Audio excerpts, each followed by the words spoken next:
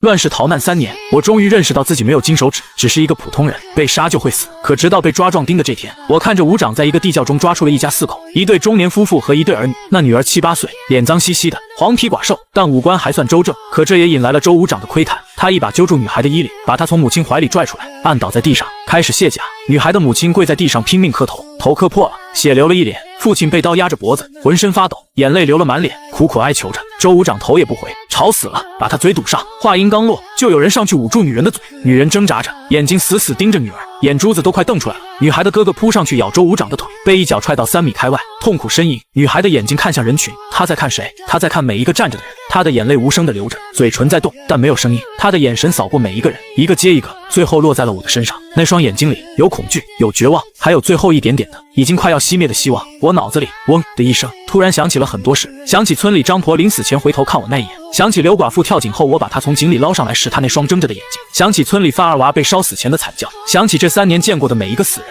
每一个绝望的眼神。我甚至想起了另一个世界，孩子们成群结队背着书包上学，浑身朝气蓬勃，充满了欢声笑语与希望。而这个世道 TMD 烂透了，那我呢？我不也是这烂世道的一部分吗？我跑了3年，躲了3年，总在心里对自己说，忍着，活下去，说不定哪天能回去呢。可活着干什么？活着就是为了看着这些烂事，然后告诉自己习惯了。我的手在颤抖，并且不受控制地伸进了衣服。视线中，周伍长的屁股已经撅起来了，马上就要压到女孩身上。我动了，我根本没有去想，身体本能地动了，然后脑子才反应过来。我往前走了1步、2步、3步，我走到周伍长身后，周伍长正忙着，根本没注意背后有人。下一刻，我掏出一把生锈短刀，刀尖对准周伍长的喉咙，从左到右，哗，血喷出来，喷了我一脸，喷在女孩身上，喷在地上。周伍长瞪大眼睛，喉咙里发出咯咯的声音，他想回头看看是谁，可他的脖子已经被割开了一半，脑袋歪着，血像开了闸的水往外涌。他扑通一声栽倒在地上，屁股还露在外面。整个世界安静了，笑声停了，污言秽语停了，磕头的声音停了，所有人都愣住了。我冷冷地看着眼前的一切，刘八子张着嘴，笑容凝固在脸上，捂女人嘴的杨二狗手还伸着，人却像被定住一样。女孩躺在地上，身上溅满了血，眼睛瞪得大大的。我紧紧握着刀，刀尖还在滴血。就在这时，一道听不出感情和性别的声音在我脑海中炸开。叮！检测到宿主完成首次击杀，目标属性扫描中，基础属性普通人标准为1，请选择掠夺其中一项。我愣住了，我脑子里疯狂运转，暗自低吼，趁着他们还没反应过来，必须先发制人，选速度。叮！掠夺成功，宿主速度属性提升。下一刻，我有一种奇妙的感觉，像是腿上绑了多年的沙袋突然卸掉，又像是身体变轻了，轻的随时能飘起来。但我没时间细细体会，双眼瞬间锁定前方，映入眼帘的是刘八子还张着嘴，那个字的嘴型刚刚成型。我动了，天下武功唯快不破，2倍速度听起来或许觉得没什么，但我的脑海中清晰地意识到，在同等级的生死搏杀中，他就是难以逾越的天堑。所以当刘八子的字刚要从喉咙里挤出来，我已经到了他面前，短刀从下往上狠狠捅进刘八子的下巴。刘八子的眼睛瞪得比刚才更大，身体软下去，到死都没喊出那一声。叮！击杀成功。我这次毫不犹豫地在意识中选择了对方的最大属性值，掠夺成功，宿主力量属性提升。杨二狗站在刘八子旁边，亲眼看着刘八子下巴开花，大量的血喷到自己脸上，他的脑子还没转过弯，但身体已经本能地动，往后缩，想跑，我没给他机会，一步跨过去，凭借2倍速度和2倍力量，一拳砸在他的脖子上，咔嚓，颈椎断了。杨二狗软倒在地上，眼睛睁着，死不瞑目。叮！击杀成功，力量23.1加1.1， 3倍力量。我用力握了握拳头，听着骨节噼啪作响，我转头看向剩下的2个人，朱黑子、许赖四。朱黑子站在那，腿已经开始抖了。许赖四往后退了2步，眼神往村庄大部队的方向飘。1秒，我在心里默算，从割喉到现在只过了1秒，他们2个人还处在发生了什么的震惊中。我没给他们反应的时间，径直冲向朱黑子。朱黑子终于回过神来，张嘴要喊，可我的刀已经到了，一刀封喉。叮！击杀成功， 3.1 4.2加1.1， 4倍力量。我转过身看向许赖四，发现对方已经跑了。杀人了，救命啊！许赖四跑出去5、6步，边跑边朝着村子的方向大呼救命。我毫不犹豫地追了上去，我的速度现在是 2.0， 追捕他就像成年人追小孩，3步、2步、1步。叮！击杀成功，目标属性力量 1.0， 速度 0.9， 体质 1.0， 感知 0.7， 精神 0.5。 我的力量已经 4.2 了。我在心底飞速盘算着，再堆力量固然好，可赖斯已经惊动了村里的大部队，一会儿大部队若是围杀过来，速度的作用无疑要重要的多。我仅犹豫了 0.1 秒，便果断选择了速度。速度 2.0 2.9加 0.9， 掠夺完属性，我转身看向地窖口那一家4口，他们还在原地，男的跪着，女的抱着2个孩子，浑身抖得像筛糠。那个小女孩缩在母亲怀里，眼睛瞪得大大的，一眨不眨地看着我，看着我浑身是血，看着我手里还在滴血的刀。你们！男的抬起头，嘴唇哆嗦着，说不出话。我快步走过去，压低声音对他们说，听我说，大部队马上就来了，至少40个人，你们现在跑不远，他们有马，轻易就能追上，到时候只有死路一条。女的抱紧孩子，眼泪又流下来。我指着20几米外那片人高的草丛，看见那片草丛没有，钻进去，找最密的地方躲起来，不管听到什么声音都别出来。我把他们引走，等彻底没动静，再往山里跑。男的终于开口，声音沙哑：“公，那你别管我。”我打断他：“你们快走！”女的突然跪下来，额头砸在地上，砰砰响。那个7、8岁的小女孩也跟着跪下，学着母亲的样子磕头。我心里一抽，立刻伸手把他们拉起来：“快走，没时间了！”男的终于反应过来，拉起老婆孩子就往不远处的草丛里跑。跑出去几步，他回头看了我一眼，那眼神里有感激，有愧疚，还有说不清的东西。我冲他挥手：“快走啊，少请！”一家4口消失在草丛里。我深吸一口气，转身快步走向不远处的马匹，那是周武长的马，土黄色的本地矮脚马，抢来的，不算好马，但比人快得多。我牵着马走到杀人现场，把缰绳系在一块石头上，然后开始搜罗地上的尸体，银子、铜钱、干粮、水囊全往怀里揣。我故意弄出动静，让动作慢下来，让那匹马不安地跑蹄子。远处人声越来越近，暮色中我已经能看见人影了，正朝这边冲过来。我站起来，转身看向那个方向，映入眼帘的为首者是40来岁的外尾把总，骑在马上，国字脸，眼神阴鸷。他身后跟着10几个气息彪悍的骑兵。我暗想，不用猜，一定是那些武长和师长。在这个等级森严的队伍里，只有武长级以上才有资格配备马匹。在后面是乌泱泱一群步兵，举着各种武器鱼贯而来。我和领头的外尾把总对视了半秒，紧接着翻身上马，一刀砍断缰绳，双腿一夹马腹，驾！土黄色的矮脚马冲出去，我骑着它朝着与那片草丛相反的方向狂奔。追！外尾把总的声音在身后炸开，别让他跑了！咚咚咚咚咚咚，急促的马蹄声如雷。我伏在马背上，回头看了一眼，心思快速流转，暗自咬牙。追出来的骑兵有15、16个，都比我这个刚学会骑马的人骑得好，但没关系，我不需要比他们骑得好，我只需要比他们先到那片山林。前方山林的轮廓在我的视线中越来越清晰，300米、200米、100米，身后传来弓弦崩响的声音。我本能的一缩脖子，一支箭擦着我的头皮飞过去，定在前面的树上。我伏得更低，整个人几乎贴在马背上。又是2箭，一箭从我耳边呼啸而过，一箭射中马屁股旁边的空气。我的心脏狂跳，在心里不断祈祷自己和马千万不要被射中。50米、30米、10米，马蹄踏入林园的瞬间，我翻身下马，落地一个翻滚，顺势站起来，一头扎进林子深处。那匹土黄色的矮脚马继续往前冲了几步，被树枝拦住，停下来，茫然地甩着尾巴。追兵在林园勒住马，下马！外尾把总的声音响起，他进了林子，跑不远，武长在前，10长殿后，2人一组，给我搜！我远远听到10几个人跳下马，拔出刀，分成6、7组，纷纷钻进林子。1刻钟后，密林深处，我屏住呼吸，将自己藏在一棵爬满藤蔓的大树后面，一动不动地感受着越来越近的脚步声。扑哧！电光火石之间，我突然暴起，一刀将刚露面的一个武长给割了喉。你找死！武长后面3步，一直保持着警惕的10长见状，10长大怒，提刀便向我砍来。我侧身躲过，顺手夺过地上已经死亡的武长的那把缺口砍刀，反手一撩，后发先至，一刀便断了他的手臂。10长甚至还未感觉到疼痛，持刀的手臂就已经离他而去。他大骇，扑哧！不待他进一步动作，我反撩的断臂刀一个变向横斩，直接抹了他的脖子。连杀2人后，我掠夺了1.2的力量和1.3的体质，内心不受控制的激荡起来。我终于知道邪修为什么被世人所不容了，这种通过掠夺变强的方式实在是太不讲理，也太让人上瘾了。如果说游戏让人上瘾的程度为1，女人让人上瘾的程度为10，那么力量让人上瘾的程度就是100。前世的理智与三观虽然还在约束着我，但内心深处我感觉自己已经有一点点不对劲。比如就在刚才属性再次增长的时候，我脑子里想的不是怎么逃走，而是怎么把人杀光。我刚才在大树下的交锋虽然极其短暂，但动静依旧传到了附近其他小队的耳中。我在暗处冷眼旁观，看着他们以最快的速度赶了过来。不过在看到现场后，他们全都沉默了。我猜得出来他们在想什么。如果说之前周武常与其队员的死亡他们还能觉得是偷袭，是下毒，那么此刻眼前的场景无不向他们彰显着一个事实，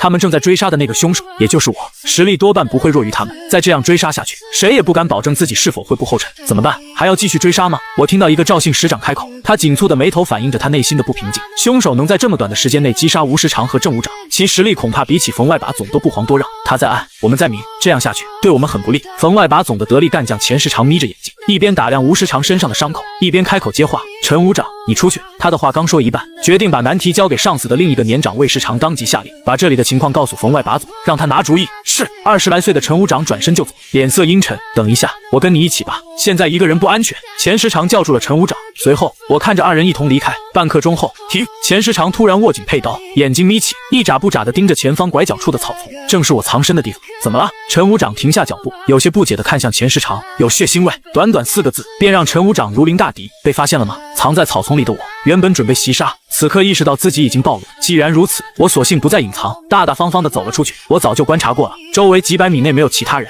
是你？钱时长看到我，一眼便认出了我这个野生壮丁。杂种，我们好心留你一命，你却恩将仇报，你真该死！陈武长双目含怒，直接提刀对准我，我该不该死不清楚，但我知道你们不配活着。我握紧手里的后背砍刀，浑身绷紧。说完这话，我便毫不犹豫地发起了攻击。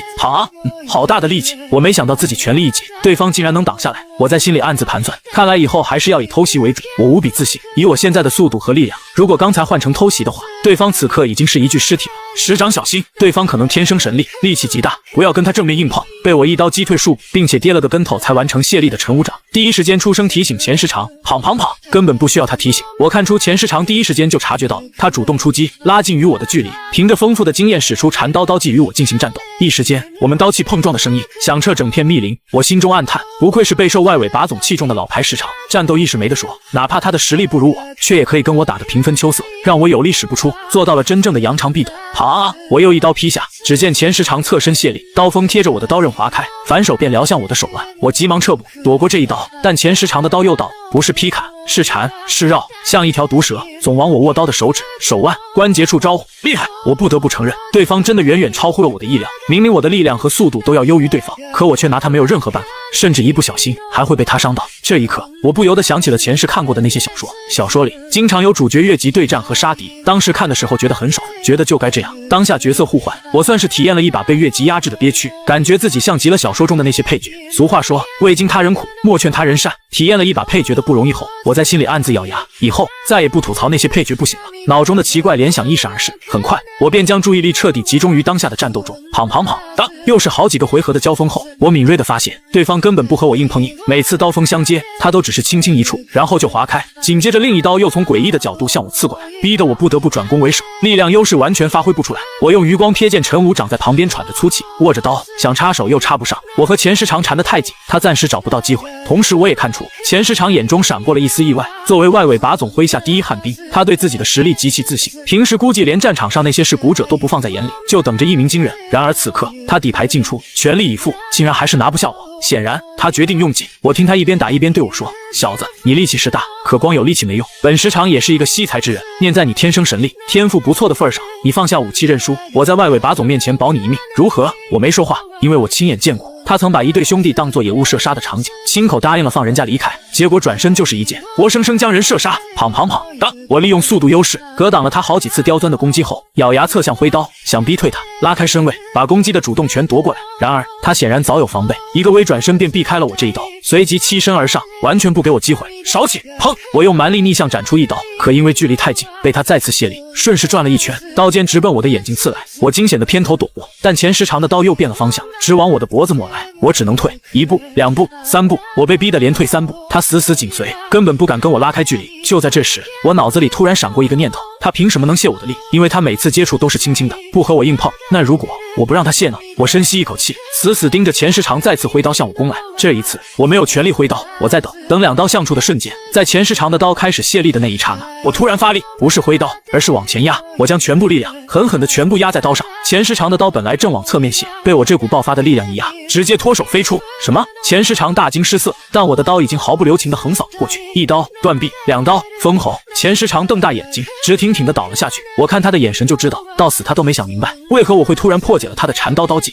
击杀目标属性，我在脑海中没有选多出来的特殊选项，也没选最大属性值的力量，而是果断选择了速度。经过刚才的战斗，我已经深刻意识到了，基础属性才是决定战力上限的东西。缠刀刀技虽然让我尝到了苦头，可终究是技巧，华而不实。我坚信，只要我的速度够快，彻底快过对方的反应速度，那么再强的技巧都只能是摆设。刚才我之所以被对方操作，除了战斗经验和战斗技巧外，主要还是因为我的属性值没有在数值上彻底碾压他，甚至我的精神和感知还比他更低。怪不得他总能在关键时刻提前预判我的动作，想来应该跟精神和感知有关。只要我的各项数值彻底碾压，哪怕被对方先手近身缠斗，我也可以后发先至，秒杀对方。速度再次增长后，我没有一丝停顿，顺势便杀向了一旁的陈武长。陈武长上一秒还在思索着寻找机会，想出其不意一刀将我击杀，他不料局势瞬息万变，刚才还占据上风的钱时长，下一秒就变成了一具尸体。扑哧，他本能的架刀防御，然而他根本看不清我的动作，不知什么时候，我那把明明应该砍向他防御武器的刀，变成了活过来的泥鳅，直接钻到了他脖子下面，一下将他的脑袋给割飞了起来。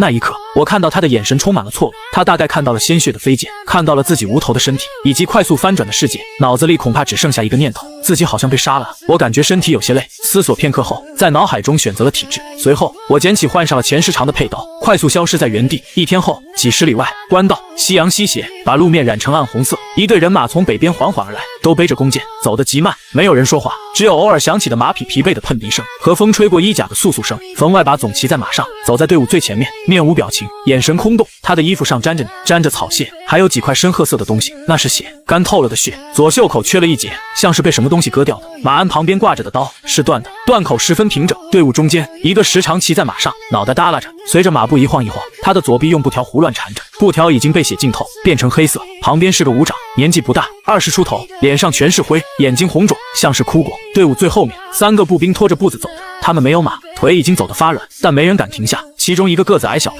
走几步就咳嗽一声，咳出的痰里带着血丝；另一个一瘸一拐，左脚不敢着地，只能踮着脚尖点着路面。整支队伍没人说话，连呼吸声都压得极低。不知过了多久，一个士兵实在忍不住，往路边啐了一口唾沫，声音不大，但在死寂中格外清晰。所有人犹如惊弓之鸟，齐刷刷扭头看他。那士兵被看得一哆嗦，低下头，再也不敢动。冯外把总没有说话，只是慢慢抬起手，挥了挥，示意继续。3天后，我走在一处山岗上，嘴里嚼着草茎，阳光很好，晒得人懒洋洋的，但我走得很慢，大部分注意力都集中在脑海中浮现的个人面板上。姓名楚轩，力量18.8，速度11.9，体质9.6，感知5.5，精神5.7。3天来，这面板我已经看了不知道多少遍了，但却怎么都看不腻。上面的每一个属性，每一个数值，都带给我满满的安全感。我再也不用担心朝不保夕，像条野狗一样到处流浪了。就在这时，在风的作用下，远方隐约传来喊杀声、刀剑碰撞声以及惨叫声。仅片刻的犹豫，我便脚步一转，快速朝声音来处摸去。2000多米外，官道拐角处，5、6辆马车堵在路上，马车周围20多个护卫正和一群溃兵拼死搏杀。护卫们穿着统一的青色短褐，手持刀剑，进退有度，显然训练有素。溃兵有30多个，灰扑扑的麻衣，褐色的破旧军服，乱糟糟的一窝蜂往上冲。地上已经躺了20多具尸体，有溃兵的，也有护卫的。护卫们背靠马车，结成阵型，明明人数劣势，却没有一个人后退。刀砍过来，有人倒下，后面的人立刻补上，眼睛都不眨一下。溃兵们被这股气势压住，一时进攻不进去。溃兵头目是个黑脸大汉，骑在马上，提着后背砍刀，满脸横肉。他盯着那些护卫，眼神阴鸷，却没有再下令强攻。护卫阵型中央，一辆马车的帘子掀开，一个年轻公子探出身来：“诸位，听在下一言，你们要钱粮，车上有些可以拿去，但若要硬拼，我的这些护卫没有一个怕死的。你们已经死了10几个人，再拼下去，就算胜了，又还能剩下几个呢？”黑脸大汉眯起眼睛，锦袍公子继续道：“若你们现在退走，今日之事就当没发生过；若非要鱼死网破，那就看谁先流尽最后一滴血了。”黑脸大汉闻言，脸色阴晴不定，他看了看那些护卫，20来个人，浑身是血，但没有一个人露出惧色。又看了看地上的尸体，自己的人死了14个，对方的护卫死了8个，再打下去，就算赢了，也跟对方说的那样，自己还能剩几个人？他咬了咬牙，正考虑要不要撤退，一个熟悉的声音突然响了起来：“哟，老黑，碰上肥羊了！”另一个方向，随着大量烟尘倒卷而起，一队人马从山道拐角快速转了出来，30多个溃兵，一半骑着马，为首的是个刀疤脸，满脸横肉，手里拎着一把长枪。黑脸大汉看见他，眼睛微眯：“刀疤，你他娘的怎么在这儿？闻着你的骚味了呗！”哈哈哈！刀疤脸带着人走近，看了看地上的尸体，又看了看那些马车，眼睛亮了：“妈的，还真是肥羊！老黑，你打了半天没拿下。”黑脸大汉脸色难看，这些护卫不要命，是硬茬子。刀疤脸哈哈大笑：“那你运气好，老子来了，再硬都给他砍开。”穿越3年，这还是我第一次见到穿这种颜色衣服的人。之前入眼的都是各种灰、麻、黑，就好像这个世界根本没有彩色的衣服一样。那料子、那款式、那颜色，哪怕我不懂行，也能一眼看出，这绝不是普通人家能有的。那锦袍公子站在车辕上，面对30多个溃兵，脸上没有一丝惧色。另一辆马车帘子紧闭，看不见里面的人，但光是那马车的规制，就比其他马车高出一截。刀疤脸的眼睛不时往那辆与众不同的马车瞥，舔嘴唇的动作毫不掩饰。老大，能招这么多护卫的，一定不是普通人家。那马车里肯定有女眷，而且多半是个细皮嫩肉的小娘子。他旁边的一个士兵见他神色玩味，猜到了他在想什么，立马语气笃定地说道。刀疤脸闻言，舔了舔嘴唇，目光极其炙热，似乎想穿透马车的帘子，看进去一般。下一秒，动手！他猛地一挥手，2拨溃兵合兵一处，嗷嗷叫着冲了上去。护卫们死死守住阵线，刀剑碰撞声、喊杀声、惨叫声混成一片。就在这时，那辆规格最高的马车的帘子猛地掀开了，一道红影闪了出来。只见一个红衣妇人，身着一袭淡红色云纹袖衫，手持一柄3尺清风，冲进了战场。剑光一闪，一个溃兵的喉咙开了花，剑光再闪，第2个溃兵的胸口飙出血溅。他动作干净利落，一剑一个，眨眼间杀了2个溃兵。刀疤脸瞳孔猛缩，妈的，还是个练家子。不过很快，他的眼神更热了。这女人30出头，正是最有味道的年纪，身段窈窕，眉眼间带着成熟妇人特有的风韵，偏偏剑法还如此凌厉。好，他揉了揉 QQ， 越练越好，老子就喜欢这种。红衣妇人充耳不闻，见势不停，又有2个溃兵冲上去，他侧身躲过一刀，反手一剑刺穿一人的咽喉，顺势转身，剑锋划过另一人的脖子，剑法从容，大开大合。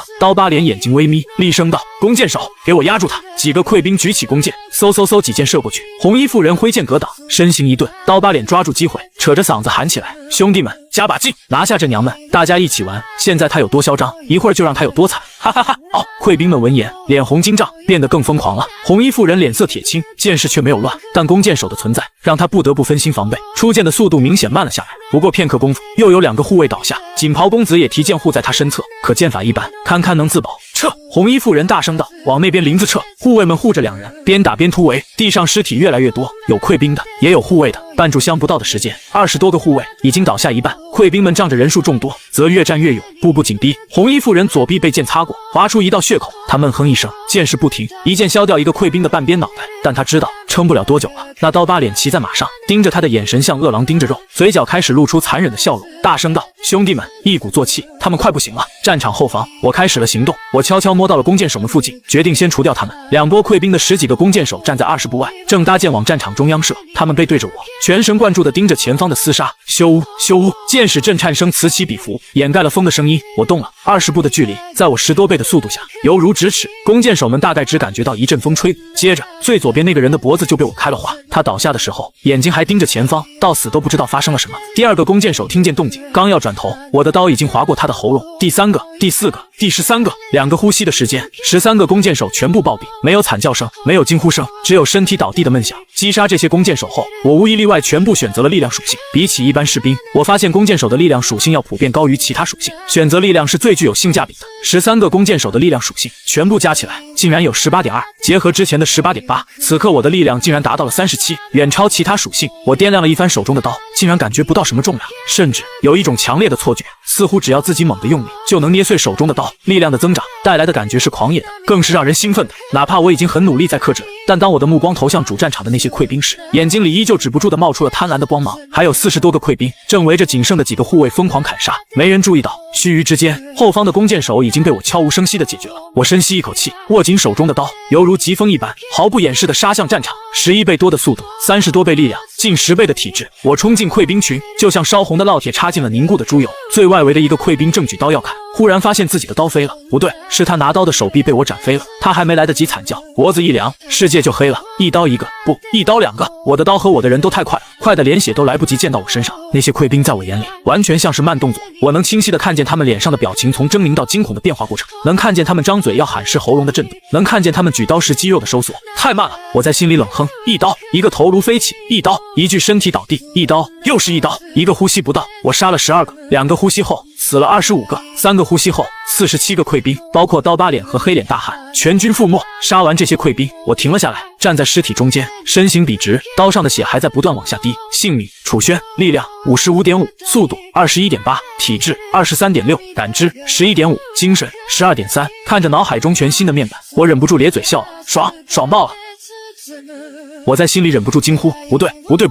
我猛地摇头，想把那个念头甩出去。我可是接受过9年义务教育的人，怎么可以有那种想法呢？都怪这些溃兵，对，都怪他们，是他们奸淫掳掠、杀人越货，无恶不作，是他们的邪恶在引诱我。我在心里疯狂给自己洗脑，但嘴角还是不争气的往上翘。通过杀戮变强的感觉实在是太好了。我突然想起前世在网上看到的一句邪修名言：邪恶的不是力量，是人心。我虽然杀人，但我拥有的却是正能量。对，正能量，我现在拥有的也是正能量。对正能量的渴望与向往，非常符合我这个3好青年的人设。突然，我眼光瞥到了红衣妇人他们，我轻咳一声，努力让自己看起来正常一点，但我并不知道，此刻的我在别人眼里根本和正常2个字不沾边。数步之外，红衣妇人浑身是血，左臂的伤口还在流，但她一动不动，目不转睛地盯着站在尸体中间的我。几个呼吸，在她的视线里，从我冲进人群到战斗结束，总共不超过几个呼吸的时间，40多个溃兵全死了。这还没包括远处不知什么时候已经被我解决的10多个弓箭手。他活了30多年，大概见过高手，见过能打的，见过以一敌10的猛人，但肯定没见过我这样的。这一切对他来说实在是太恐怖了。刚才的场面简直不像战斗，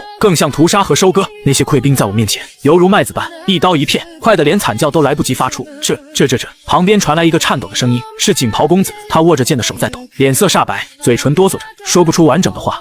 姨母，他是什么人？红衣妇人深吸一口气，没有回答。他见我朝这边看了一眼，然后开始低头打量手里的刀，像是在确认什么。他大概忽然意识到了一件事，我杀了这么多人，身上竟然没沾多少血，或许是因为我的速度太快了，快的连血都追不上我。一念及此，红衣妇人又深吸一口气，然后动了。他往前走了1步、2步、3步，直到距离我2米处才停下来。红衣妇人深吸一口气，然后缓缓跪下去，妾身周氏，多谢恩公救命之恩。红衣妇人低着头，声音平稳，没有一丝颤抖，但或许只有她自己知道，此刻她的心脏跳得有多快。那不是怕，是震撼，是敬畏，是一种她形容不出来的感觉。她只知道我这个人值得她用最高的礼节。起来吧，我淡淡的开口，声音从她头顶传去，像是顺手做了件小事。红衣妇人抬起头，定定地看向我。此刻的我是个20出头的样子，脸上大概还带着点青涩，衣服很破，是最普通的粗麻衣，脚上的鞋也破了个洞，露出了脚趾。一个流民，我猜他心里或许会闪过这个念头，但很快就会被他否定。不可能是流民，流民不可能有这种身手和气质，更不可能在杀完这么多人之后，眼神还这么平静。尽管我看出了他心中有许多猜测，但他什么都没说，只是缓缓站起来，看着我的眼睛，认真道：恩公救命之恩，妾身必当厚报。敢问恩公高姓大名？我姓楚，楚恩公。他点点头，顿了顿，又道：不知恩公接下来有何打算？我看了他一眼，淡淡道：暂时没什么打算。红衣妇人微微一愣，心念电转，没什么打算。看来在他眼中，我刚进入俗世不久，或者说刚来到这个地方不久。他斟酌着措辞，小心翼翼地问：妾身斗胆，敢问恩公此行可有明确的目的地？没有。那可有什么要办的事？也没有。红衣妇人沉默了一瞬，立马做了一个决定。她往后退了一步，再次行礼，姿态放得更低，姿态放得更低。楚恩公，妾身有个不情之请。我挑了挑眉，说。红衣妇人抬起头，看着我的眼睛，一字一句道：妾身想聘请恩公随我去云城，屈身充当我几日近身护卫。不等我开口，他连忙补充道：妾身知道这个请求很唐突，恩公这等身手，岂是我一个小小妇人能请得动的？顿了一下，他的语气愈发诚恳，但妾身还是想试一试，日俸300两，吃穿用住全包。恩公若不愿，此事就当妾身没提过，救命之恩照样厚报。他说完，安静地看着我，等我答复。我看着他，心中不禁有些惊讶，暗道这女人当真好强的洞察力，好细的心思，并且说话滴水不漏，给了选择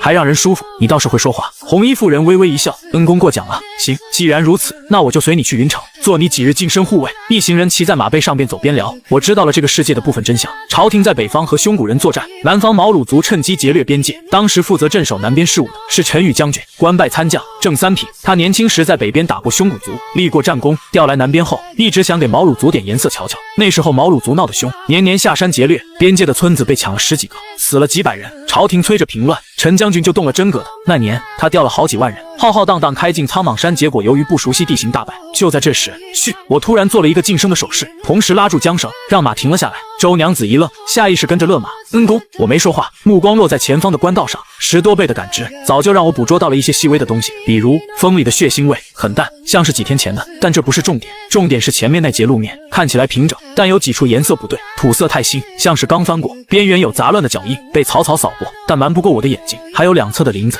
太安静了，这个季节应该有鸟叫，但现在什么都没有，前面有埋伏。我低声说。周娘子脸色微变，顺着我的目光看去，却什么也没看出来。锦袍公子跟在后头，闻言有些警惕地握住了马鞍，抬头四顾，少起，哈哈哈！老二说了让你做细致点，这不被看出来了吧？妈的，还以为能省点事，结果碰上个机灵的，机灵有个屁用，该死还得死。话音未落，30多个人从前方两侧的林子里鱼贯而出，为首的是个独眼汉子，左眼蒙着黑布，手里拎着一把虎头大刀，他旁边站着一个瘦高个，尖嘴猴腮，眼珠子滴溜溜转。其他人有拿刀的，有拿枪的，还有几个背着弓箭，穿着五花八门，有破军服，有兽皮褂子，有几个还戴着已经生锈的头盔。我扫了一眼，人数一共35个，气息比之前那些溃兵要弱，但身上依旧带着一股子见过血的狠劲，想来杀人越货的事情没少干。哟，还是个大美人儿。独眼汉子看见周娘子，眼睛一亮，啧，这身段一看就很润，这趟不亏啊，哈哈哈哈！瘦高个跟着起哄，老大，这娘们穿的讲究，肯定是条肥羊，而且你看她那身段，那胸脯又大又圆，真想狠狠把玩一番。妈的！独眼汉子大步走上前，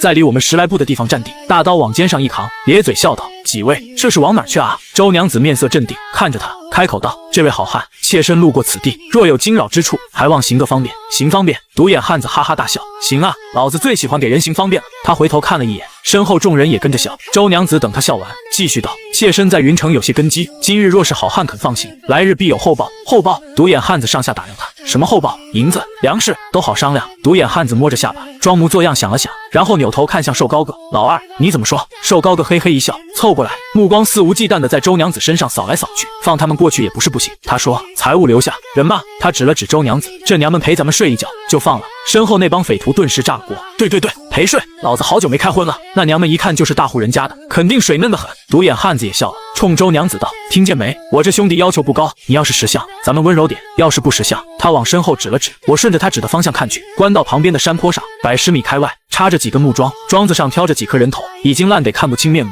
之前也有人不识相。独眼汉子慢悠悠地说：男的砍了脑袋，插那儿喂鸟；女的嘛，瘦高个接过话，舔了舔嘴唇，女的先玩完杀了，一样插那儿。大美人儿，你一看就是个聪明的，该怎么选？不用我们教你了吧？哈哈哈！他盯着周娘子，目光里满是赤裸裸的欲望。不过你放心，你要是听话，哥哥们保证不害你性命，还让你舒舒服服的喊好哥哥。要是不听话，他嘿嘿笑了2声，没往下说。身后又是一阵哄笑。老大，别跟他们废话了，动手吧。是啊，老大，好久没见过这么漂亮丰满的美人了，我已经有些迫不及待了。早点动手，早点排队，也好早点轮到我。周娘子的手已经摸到了剑柄，指节微微发白，但她没动。她看向我，从刚才开始，她就在留意我。那些匪徒指着她，说着要她陪睡的时候，我没反应。在我听来，这就像是一群虫儿在嗡嗡嗡。但就在独眼汉子指向那几根木桩的时候，他看见了。我的目光顺着那根手指落在了远处山坡上，那里插着几根木桩，桩子上挑着人头，已经烂得面目全非。我看了大概2息，然后默默收回目光，重新看向那些匪徒。我的表情没变，眼神没变，甚至连呼吸都没变，但他却感觉到心悸，就像炎炎夏日突然变成了寒冬。他的心砰砰跳起来，不是怕那些匪徒，是别的什么。他深吸一口气，在马背上微微欠身，姿态放得极低。公，他的声音很轻，但每个字都很清晰。您需要我们做什么，尽管吩咐，哪怕跟他们拼了，也绝不皱一下眉头。我转过头看了他一眼，不用。话毕，我翻身下马，顺势拔刀。我在乱世逃难3年，终于觉醒了堪称邪道的杀人加点系统。但我明白，邪恶的从来不是手段，而是人性。曾经庇护一方的将士，如今在一场大败之下，竟变成为祸一方的匪兵。他们烧杀抢掠，无恶不作，甚至就连未成年的孩子都不放过。而这也将我心底的杀意彻底激发。我迈出了第1步、2步、3步，砰！一声沉闷的震响，平地炸开，磅礴的劲力瞬间轰向地面，生生震得周遭气流翻涌，尘土如龙卷。周娘子在心中下意识默数次，可那第4步始终没有落下。下一瞬，我的身影在原地残成一抹虚影，原地只留下一圈层层皲裂的浮土和那声震响连绵的尾音。周娘子耳畔轰然一马，被震得失了神。就这愣神的刹那，她目光扫向前方，紧接着她看见了此生难忘的诡异一幕：最前方的10几个匪徒还维持着嚣张的姿态，独眼汉子扛着长刀，嘴角的蛮横笑意尚未褪去，瘦高个叉着腰，脖颈青筋毕露，像是在吐露最后的谩骂。所有人全都定格在原地，纹丝不动，仿佛这一方天地唯独在他们身上按下了静止键。就在这时，那些僵住的身影动了，没有喷涌的血柱，没有凄厉的哀嚎，他们坠入泥土的声音，竟如熟透的野果脱离枝头般轻盈。35具身躯如同一杆杆血色的标枪，定格在冷风中，直到片刻后，积压的血水才像决堤的潮水，缓缓浸染了土地，氤氲起淡淡的血色雾气。我立在狮群后方，背对狼藉，面朝青山，抬手轻甩长刀，刀身一尘不染，收刀入鞘，转身，破旧麻衣随风摇曳。我踏着血泥走回，走吧，这些恶人无配入土，留给山野走兽便是。周娘子望着我，嘴唇翕动，却连呼吸都觉得窒重。从我踏步到归来，前后不过1息，她深深垂首，语气竟带了一丝自己都未察觉的战栗。是，恩公，吓到你了？我问。没有。周娘子局促地理了理发丝，只是恩公手段太惊世骇俗，妾身虽见多识广，也难免心生敬畏。她忽然神色一肃，认真道：恩公，妾身有意捉奸，往后请恩公尽量藏拙。我挑眉，乱世飘摇，锋芒太露，一招天灾，日后若遇麻烦，人情世故、武力对峙，皆由妾身先行周旋。若妾身实在无力处置，您再略施小惩即可。我看着他通透的眼神，笑了。行。马车再度启程，没过半个时辰，官道旁出现了密密麻麻的流民，那是比土匪更像地狱的景象。一个男人抱着怀中如枯柴般的女儿跪倒在车前，夫人，行行好，给孩子一口吃的。周娘子止住了车，将杂粮饼子和清水递过去。当看到那5、6岁的女孩在濒死中缓过气，喊出一声爹时，官道上原本麻木的流民瞬间沸腾，黑压压跪了一地。都安静！周娘子清冷的声音压住了喧嚣，她一边吩咐护卫分发有限的物资，一边指点北方，往北30里有军户屯田，去那里尚有一线生机。那名为张老四的汉子突然再次重重叩头，求夫人收留小女，作婢做仆都行，只求她活命。周娘子沉默片刻，看向我，见我面无表情，她转头对汉子道：随我回府做个杂役吧，你女儿我会请人调理处理完这一切。周娘子策马与我并行，轻声问：恩公，妾身这般安排可有不妥？我没看他，只淡淡抛出一句：你觉得这乱世是谁酿成的？他愣了愣，剖析道：天下熙熙，皆为利来，本质上是底层百姓无以为生，是上层盘剥太过，一旦力分配不均，这世道变塌了。所以乱世的本质就是分赃不均。我吐槽道。周娘子莞尔一笑，如春雪消融，恩公真是一针见血，直白的可爱。她笑得开怀，那种发自内心的放松，让一旁的锦袍公子都看呆了。轰隆隆，官道后方，马蹄声如闷雷滚滚而至，200余名披甲铁骑疾驰而来，寒光冷冽，煞气冲天。为首的中中年武将沈烈，国字脸，鹰隼目，一身从三品游击将军的气度压得流民们噤若寒蝉。周娘子退至路边，姿态低调。沈烈勒马，目光扫过受伤的护卫，狼狈的公子，最后在我身上停留了一瞬。这位夫人，沈烈抱拳，语气竟出奇的客气。此去云城匪患不少，若不嫌弃，末将愿护送一程。周娘子婉拒了，沈烈也不恼，反而递出一枚刻着沈字的腰牌。夫人心怀仁善，这腰牌你收下，在云城若有难处，持此牌去东营寻我。骑兵队呼啸而去，官道上重新恢复了死寂。周娘子目送铁骑远去，沉默了一息，忽然轻声开口：“恩公，按常理来说，他一个从三品的游击将军，再如何体恤下情，也不可能对一个素昧平生的妇人如此客气，甚至主动赠出护身腰牌。妾身猜测，他看似是在向妾身示好，其实是在给恩公递拜帖。你怎么看出来的？”我轻声开口：“他的眼睛。”周娘子回忆着方才的细节，她看妾身时，眼神是客气，但也仅仅只是客气。可她不经意间扫过恩公的那几眼，却大有深意。一众护卫皆是浑身浴血，狼狈不堪，唯独恩公您片叶不沾身。他不仅看了你，目光还特意在您那把刀的刀鞘上停顿了一瞬，像是在确认某种猜测。我想起那个中年武将临走前那深邃的一瞥，确实带着几分五人之间独有的审视，顿时若有所思。这老小子眼睛倒是毒辣。接下来的路途出奇的顺利，没有再遇到落草的流口，连路边的流民都渐渐少了。官道两旁开始出现大片的田地，虽有过半荒废，但偶尔也能看见几头瘦牛和劳作的农人。远处的山脚下隐约飘起袅袅炊烟，带着久违的烟火气。不知走了多久，云城的轮廓终于破开薄雾，撞入眼帘。灰黑色的城墙高耸巍峨，宛如一头蛰伏的巨兽。城门洞开着，进出的百姓排着长队，车马络绎不绝。周娘子勒住马缰，轻轻松了一口气。恩公，云城到了。我抬起头，只见灰墙黑瓦之上，旌旗在冷风中猎猎作响。马车缓缓靠近城门，守门的士兵站得笔直，目光如刀，鹰隼般从车队上逐一扫。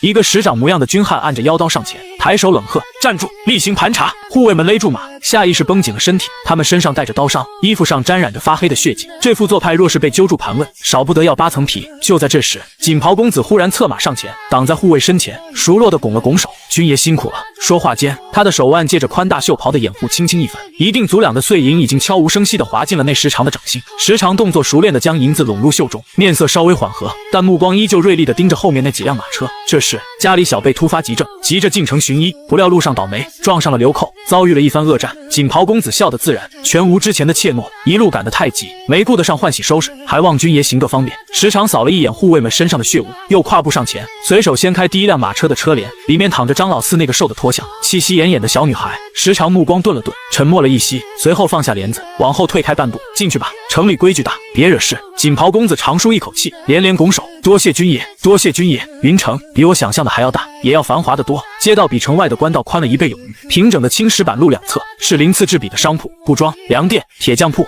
酒肆、茶楼，几家门面气派的铺子还挂着金字招牌，各种声音如潮水般涌入耳朵。糖葫芦，又甜又酸的糖葫芦来，新到的苏杭绸缎，客官里面请，热乎的肉包子，刚出笼的热包子。我坐在马背上，听着这嘈杂却生机勃勃的叫卖声，再回想自己穿越来这3年的遭遇，内心情不自禁地生出一股强烈的割裂感。一城之隔，生死两界。城外的世界是饥荒、瘟疫、乱兵，遍地的流民与随时暴毙的凶险，人们为了半块饼子就能豁出命去。而城内的世界，肉包子冒着腾腾热气，绸缎闪着微光，许多人脸上甚至挂着悠闲的笑容，这是一种日子还有盼头的奢望感。马车穿过喧闹的主街，拐进了一条幽静的巷子，两边是高高的青砖院墙。最终，车队在一座宅子前停下。宅门不算张扬，但门槛极高，门楣上悬着一块厚重的无字黑匾。周娘子在丫鬟的搀扶下下了马车，站在石阶前，沉默了良久。这里，她轻声开口，声音有些发涩，是妾身和王夫曾经的院子。她推开厚重的朱漆大门，转身朝我做了一个恭敬的手势：“恩公，请。”我跟着她穿过隐蔽，踏入内院，目光忽然一顿，落在了院子的一角，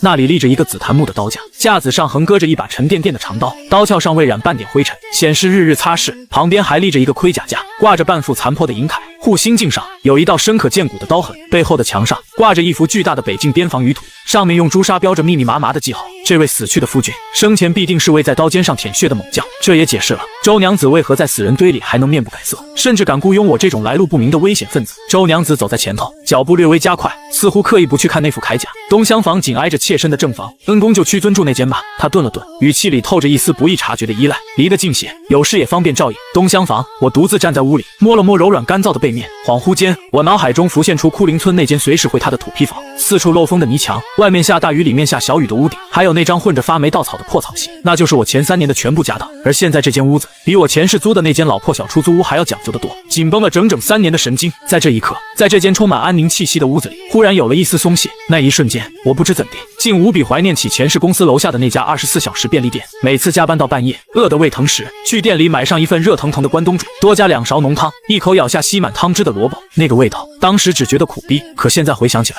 那平凡安稳的烟火气，竟奢侈得让人有点想哭。我闭上眼，深吸了一口气，硬生生把那点脆弱的情绪压回心底。傍晚时分，房门被轻轻敲响，是个衣着干净的中年婆子，手里恭敬地拿着皮尺。公子，夫人吩咐了，让老奴给公子量量尺寸，连夜赶制2身新衣裳。我点了点头，张开双臂，婆子动作十分麻利，肩宽、臂长、腰围、腿长，一边量一边在心里默记，连我不经意间握刀的肌肉轮廓都流出了余量。量完后，她规规矩矩地扶了个身，悄步退了出去。第二天一早，新衣服便送到了门外，2套，一套青布长衫，一套青布短打，料子不算顶尖的奢华，却极为柔软贴肤，针脚细密扎实，合身的仿佛是长在身上一般。我脱下那件沾了多少血活泥，洗得发白破洞的粗麻衣，换上了那套青布长衫，走到里屋的半身铜镜前，我看了好一会儿，喃喃吐出一句话，终于像个人了。下午，周娘子来敲门，恩公，一会儿可有闲暇，能否陪妾身出去一趟？去哪？铁匠铺，给恩公买把好刀。行。云城的街市比昨日还要喧嚣几分。我跟着他出门，周娘子走在前面，像个尽职的向导，时不时回头指点街景。我点头应和着，心里明白，这位聪慧的雇主正用他独有的方式，努力让这座陌生的城池在我眼里沾染上熟悉的烟火气。铁匠铺在城东，门面不大，但炉火极旺。赤膊汉子挥舞铁锤，火星四溅，打铁声震耳欲聋。周娘子在铺子里转了一圈，目光锁定在一把漆黑的长刀上，刀身无光，刀刃却透着森然寒意。这是云铁打的。周娘子轻声介绍，比寻常钢铁坚硬得多，也重得多，寻常武夫根本挥舞不动。恩公要不要试试？我伸手握住刀柄，轻轻一提，太轻了，简直像拿着一把塑料玩具。但我面上丝毫不显，只微微一笑，不错。话音未落，我手腕猛地一抖，长刀在空中划过一道半圆，嗡的一声，尖锐的刀锋呼啸而过，竟在半空中留下一道肉眼可见的气浪。就它了。回来的路上，我提着那把沉甸甸的云铁刀，突然没头没脑地问了一句：“这刀多少钱？”周娘子摇了摇头，语气认真：“恩公救了妾身的命，区区一把刀，何足挂齿。”我没再说话，看着手里的黑金长刀，又望向前方周娘子袅袅婷婷的背影。恍惚间，突然想起前世小时候考了双百分，妈妈牵着我的手，给我买最贵的那种雪糕的场景，这种被人投喂的感觉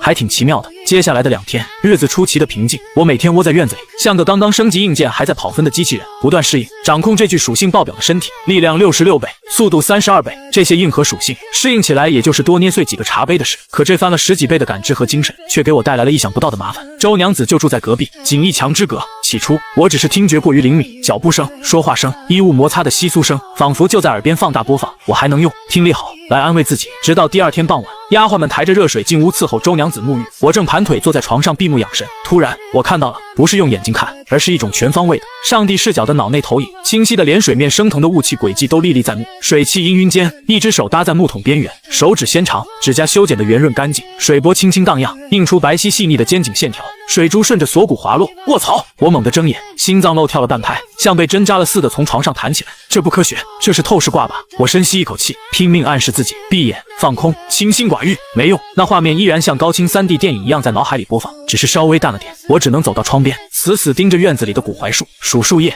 好不容易画面散了，没过多久，更衣开始了。丫鬟正在绞干施法，薄薄的亵衣贴在身上，曲线毕露。我猛地推门而出，站在院子里，冷风一吹，抬头望天，夕阳如血，晚霞很美，但我满脑子都是刚才那要命的惊鸿一瞥。这种超感状态根本没有开关，我完全摸不到控制的窍门。为了防止自己变成一个被动偷窥的变态，每当隔壁有动静，只要确认周娘子安全无虞，我就赶紧跑到街上去溜达，用市井的喧嚣来覆盖感官。第2天傍晚，我刚从街上避难回来，就撞见了刚沐浴完的周娘子。她素白的长裙微长，露出凝脂般的锁骨，半干的乌发披散，夕阳给她整个人镀上了一层柔和的暖金光晕。我只看了一眼，脑海里的高清投影又有死灰复燃的趋势，立刻移开目光，死死盯着那棵古槐树，仿佛那是一棵摇钱树。恩公回来了。周娘子笑着迎上来，带来一阵淡淡的皂角香。逛了半天，累了吧？我木然的点头，还好。周娘子看着我那副一本正经看书的模样，忽然问道：“恩公晚上想吃什么？”妾身让厨房去准备。我的脑子还在全力镇压超感，听到问话，本能与理智瞬间串台。吃白，我猛地咬住舌尖，嗨，白菜，对，吃白菜。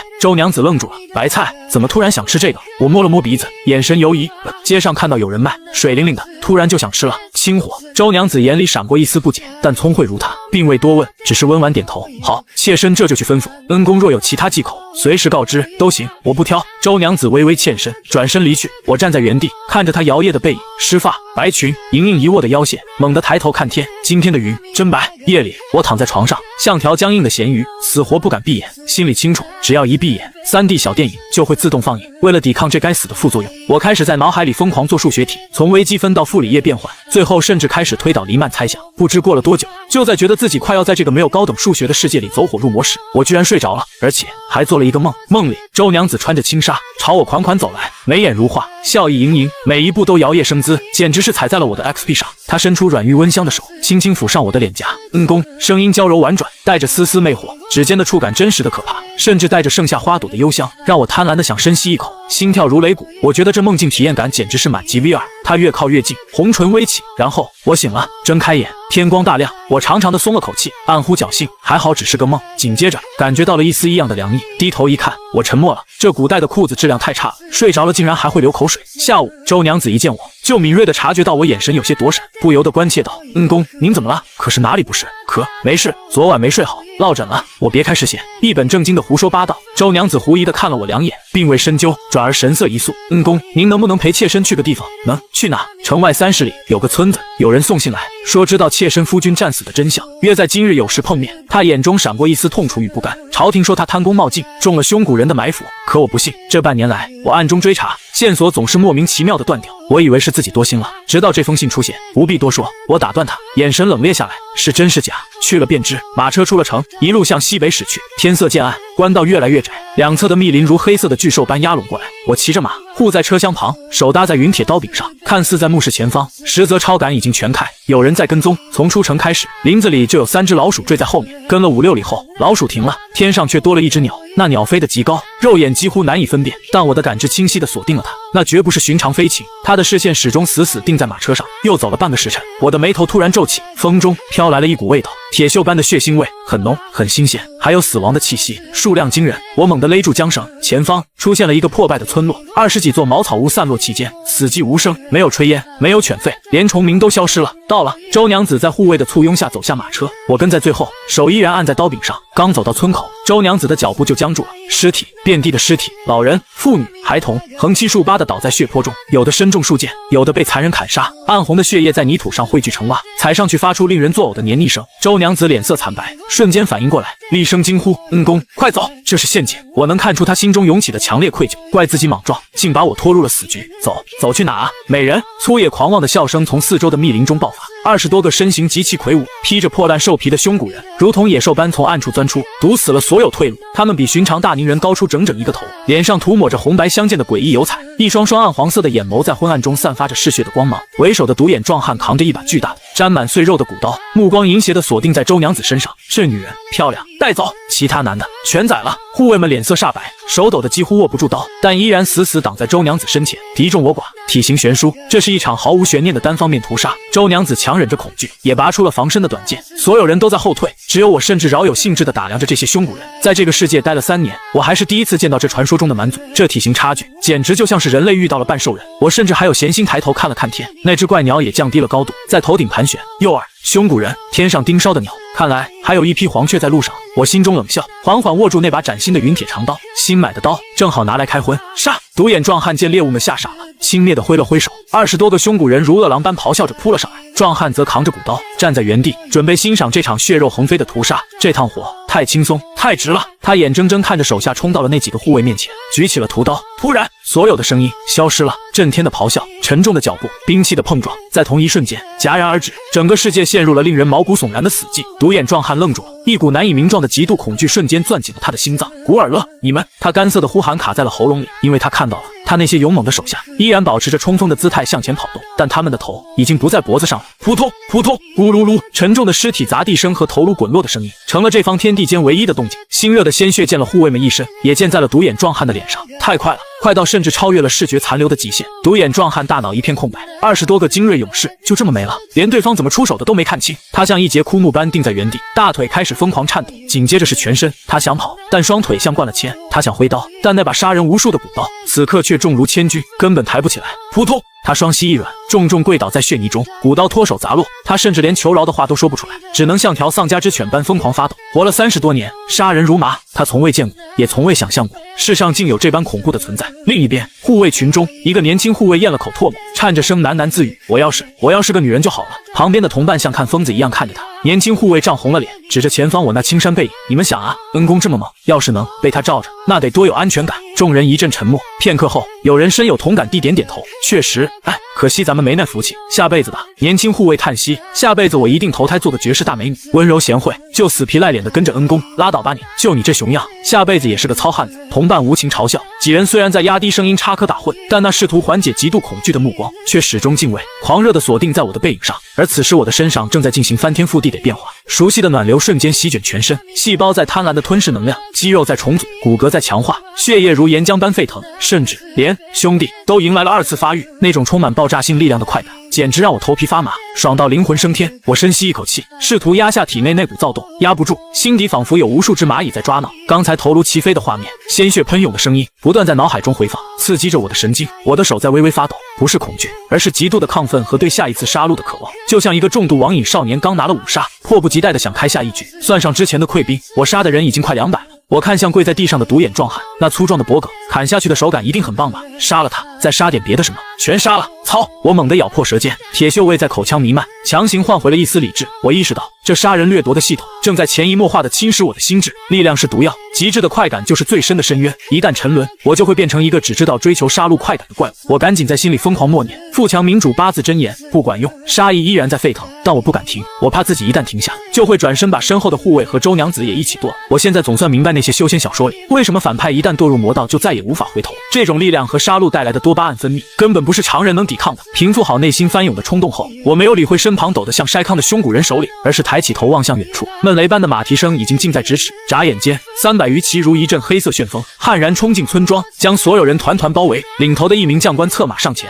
他冷漠的目光扫过满地残破的胸骨人尸体，眉头都没皱一下，仿佛那些只是秋风扫落的枯叶。但当他的视线落在那个跪地求饶的独眼壮汉身上时，眼神深处闪过一抹极快的不自然。他看向周娘子，看向瑟瑟发抖的护卫，最终目光锁定了我。屠村凶手一个不留，胆敢反抗，就地格杀！诺！周围的士兵齐声震喝，刀剑出鞘，长枪前压，凛冽的杀气瞬间笼罩了整个村子。周娘子脸色惨白，但依然强撑着上前一步。这位大人，我们并非凶手。他指向地上的胸骨人，这些人才是。我们刚进村，他们便冲出来伏击，我们只是被迫自卫。自称操守的将官终于施舍般的看了他一眼，那眼神中满是讥诮，嘴角勾起一抹轻蔑的冷笑。自卫？他用马鞭指了指满地狼藉，20多个胸骨汉族被你们这几块料反杀成这样，你是觉得本操手下，还是觉得本操手蠢？周娘子一滞，还想辩解，操手却已失去了耐心，全都抓起来，那个胸骨人就地解决。是。几个士兵立刻挺枪刺向独眼壮汉。独眼壮汉猛地抬头，目眦欲裂，他终于明白自己这是被当成用完就扔的夜壶了。面对我这种被他视为非人怪物的存在，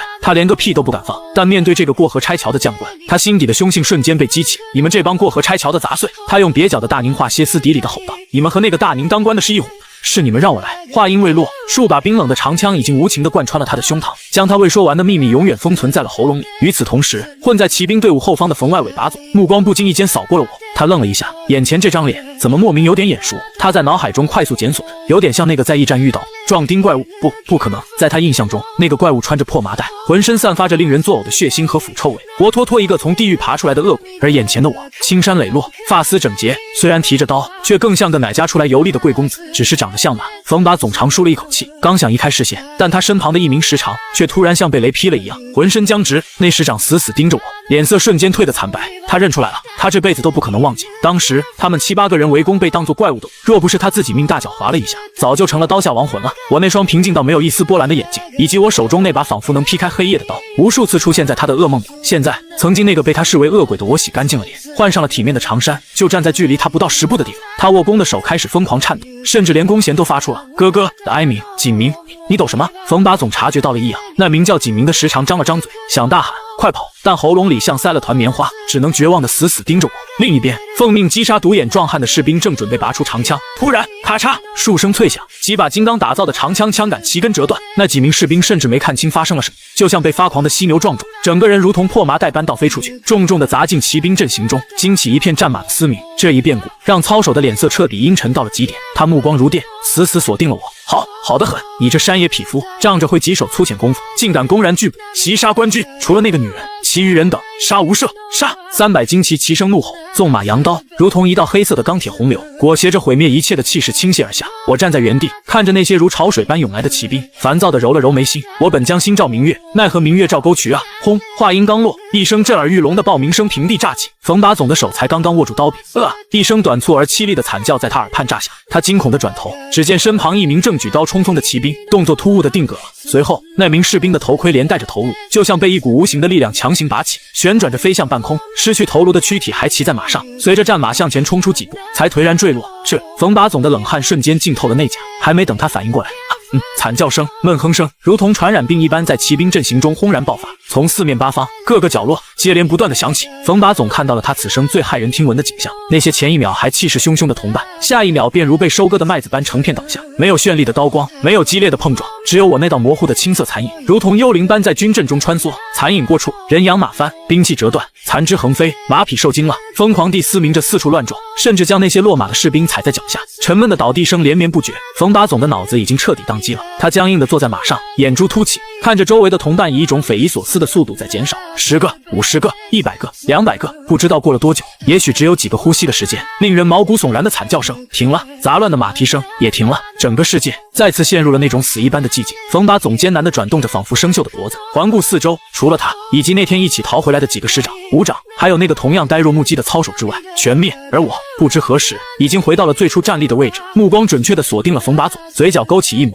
和善的微笑。冯把总，别来无恙啊，刚才是不是没认出我？我的声音很轻，却如同催命的丧钟，在冯把总耳边轰然敲响。他看了一眼满地的尸骸，双腿一软，直接从马背上栽了下来。他连滚带爬地翻起身，双膝跪地，朝着我疯狂地磕头：“大侠饶命！是我瞎了狗眼，是我猪油蒙了心，我再也不敢了，求求您把我当个屁放了吧，我真的不想死啊！”呜呜。他身后那几个侥幸存活的石长和武长也如梦初醒，纷纷滚鞍下马，加入磕头求饶的阵营。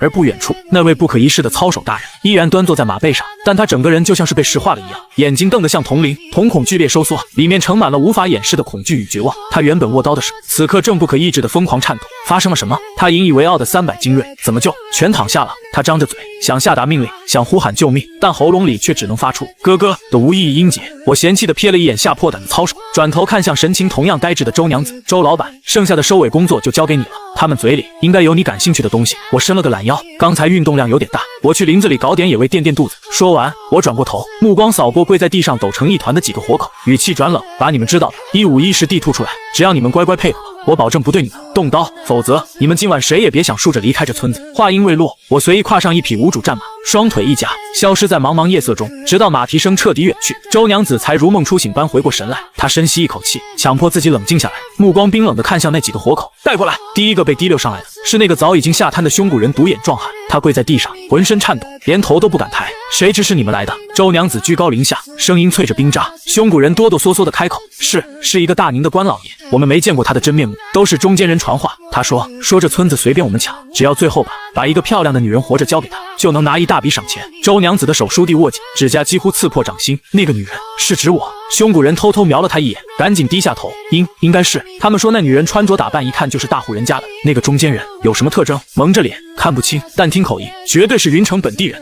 我们和云城的官老爷一直有联系，他们见不得光的脏活经常找我们干。夜色渐深，审问终于到了最关键的环节。周娘子挥挥手，护卫将那位被强行拽下马的陈操守押了过来，报上名来。陈操守耷拉着脑袋，死咬着牙关，一言不发。周娘子冷笑一声，缓步走到他面前，装哑巴。她压低声音，语气中透着彻骨的寒意：你以为你不开口，我就拿你没办法了？她微微轻声，用只有2人能听见的声音说道：刚才那位高人的手段你也见识过了，别指望你背后的靠山能保住你。实不相瞒，他欠我一个极大的人情，答应无条件替我做3件事。像他这样的世外高人，最重承诺，你若敬酒不吃吃罚酒，我就让他去拜访一下你的家人，你的父母、妻儿、亲族。陈操守的身体猛地一颤，惊恐地抬起头。周娘子继续施压：我会让他把你的9族亲眷斩草除根，甚至把你家祖坟里的骨灰都扬了，让你死后都无颜面对列祖列宗，永生永世被钉在耻辱柱上。现在你还想继续当哑巴吗？在周娘子极具压迫感的恐吓，以及脑海中我那恶鬼般身影的双重折磨下，陈操守的心理防线彻底崩塌了。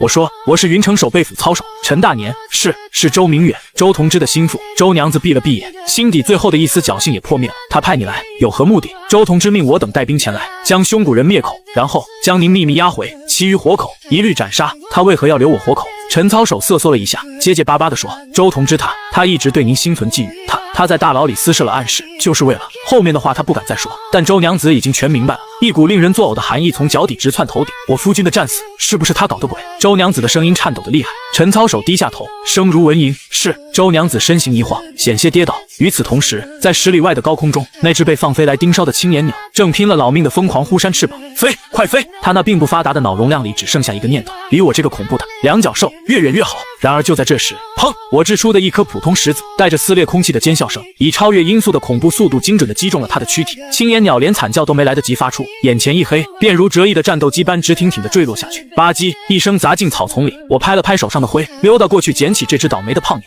哟，还挺压手，这肉质应该不错，烤着吃正好。村庄内篝火熊熊燃烧，发出噼啪的爆裂声。几名护卫正沉默地将一具具尸体拖入火海进行焚烧。周娘子站在火光映照不到的阴影里，听着陈操守竹筒倒豆子般的供述，只觉得浑身冰冷。周守备，周娘子夫君暗中查到了周同之与凶谷人勾结的铁证，他们不仅互通有无，还杀良冒功，吃空饷，倒卖军用物资。这其中牵扯了边军多位实权将领和云城大半的官员。周同之为了灭口，故意伪造军情，诱使周守备率军出城剿匪，然后提前给凶谷人通风报信，设下10面埋伏。周守备他力战不退，最终全军覆没。陈操守的声音在夜风中显得格外刺耳。周娘子静静地站着，仿佛一尊失去灵魂的木雕，火光在她脸上跳跃，映出她比哭还难看的凄凉笑容。我费尽心机查了大半年，线索屡屡中断，我还以为是幕后黑手手段通天。他咬紧牙关，眼中满是化不开的悲愤与绝望。原来这云城的天早就黑透了，大半个云城的官都是害死我夫君的帮凶。陈操守伏在地上，瑟瑟发抖。周娘子沉默了很久很久，久到夜风吹干了她脸上的泪痕。她突然感到一种深深的无力感。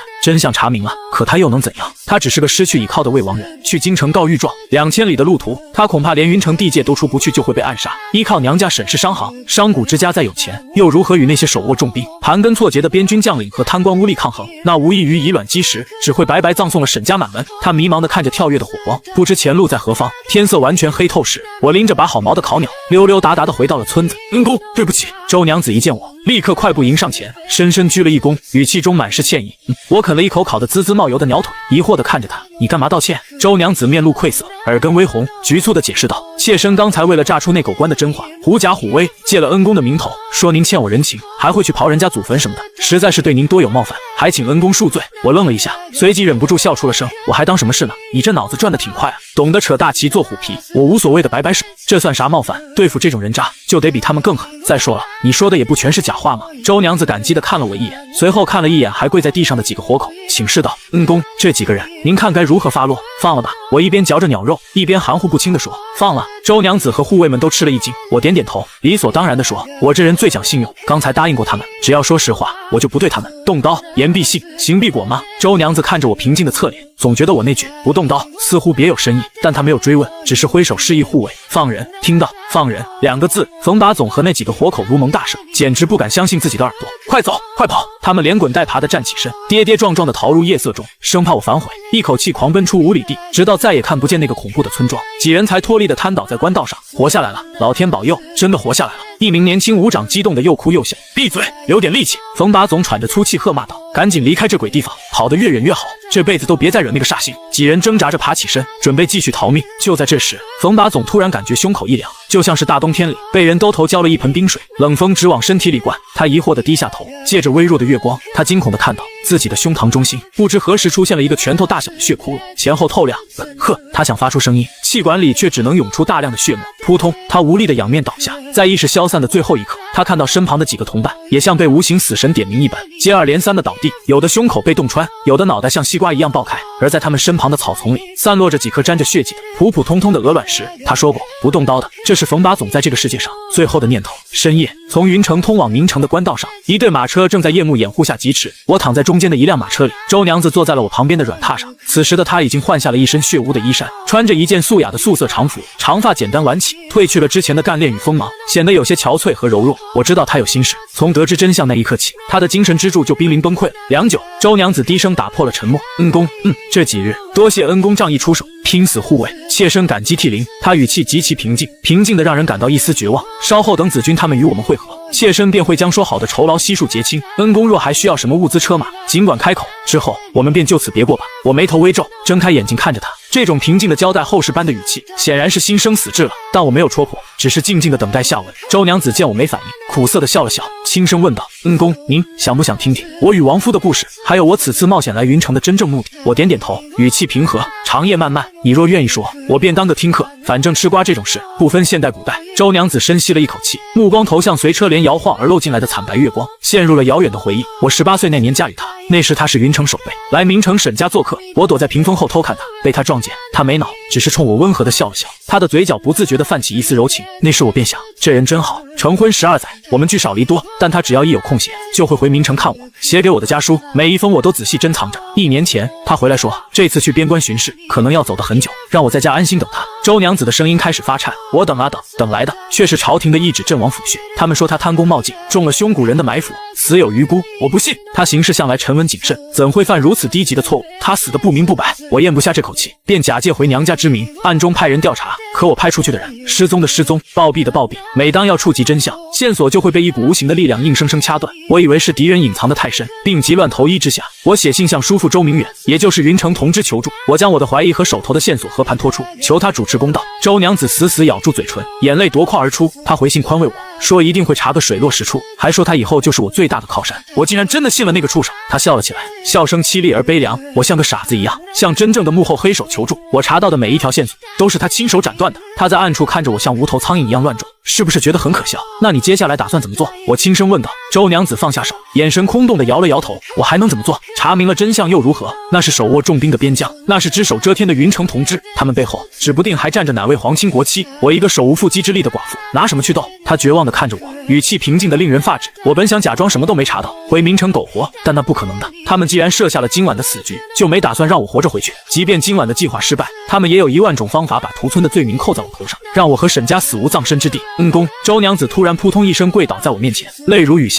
我死不足惜，可我不能连累我年迈的父亲，不能连累沈家满门老小啊！这世道太黑了，太不公了，死个把人就像碾死一只蚂蚁一样微不足道。我认命了，我真的认命了。他抬起被泪水模糊的脸庞，直愣愣地盯着我，像是一个溺水之人抓住了最后一根稻草，又像是彻底放弃了挣扎。恩公，您说我是不是很没用？是不是我从一开始就不该妄想去查什么真相？我深呼一口气，缓缓开口：你查你夫君的死是因为什么？因为我不信他是个贪功冒进的人，更不信他会死得那么草率。那你查到的真相证明你错了吗？周娘子摇头，没有。你派人去查，屡屡受挫，甚至死伤惨重，可你还是咬牙继续，又是为什么？因为那是人命，不能白死。不管是我的夫君，还是那些替我卖命的人，那你写信求助你叔父，又是出于什么目的？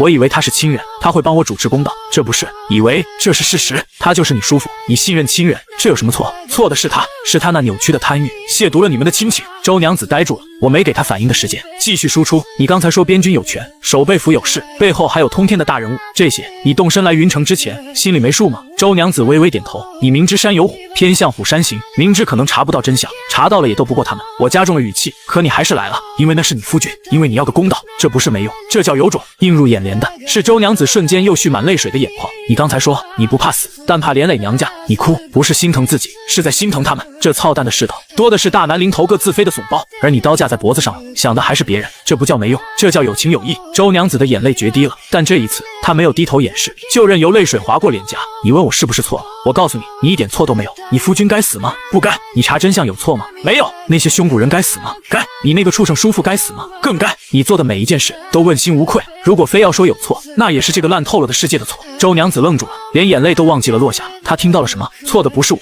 是这个世界。这天底下怎么会有这般振聋发聩的言论？极度的震撼，如同惊涛骇浪，瞬间冲垮了她的悲伤与绝望，对她固有的认知造成了降维打击。我靠回车厢壁上，调整了一下语气，像是在拉家常般开口：你刚才说这世道冤死个人，甚至死绝一户，都是常事。对，因为世道烂了，但烂的不是你，是那些尸位素餐的官，那些吃人不吐骨头的权贵。你在这个烂泥潭里，还能念着夫君的冤屈，顾着娘家的安危，甚至在发现陷阱后，临走还不忘嘱咐下人逃命。你问我你是不是没用？那我告诉你，你是我迄今为止见过的最有用的女人，没有之一。有用这个词，周娘子听过无数次。小时候，父亲叹息：婉君，你若是男儿身，定比你大哥他们更有用。母亲临终前叮嘱，到了夫家要贤惠，要有用，别让人看扁了。成亲后，夫君夸赞娘子持家有道，甚是有用。可从来没有一个人用这样的语气对她说出这个词，不是夸她贤惠、持家、相夫教子，而是纯粹的肯定她这个人，肯定她的灵魂最有用，没有之一。周娘子的眼眶又红了，但这一次不是因为委屈，就好像一个人在黑暗的山洞里摸爬滚打了30年，突然有人一脚踹开了洞顶，指着外面的太阳说：“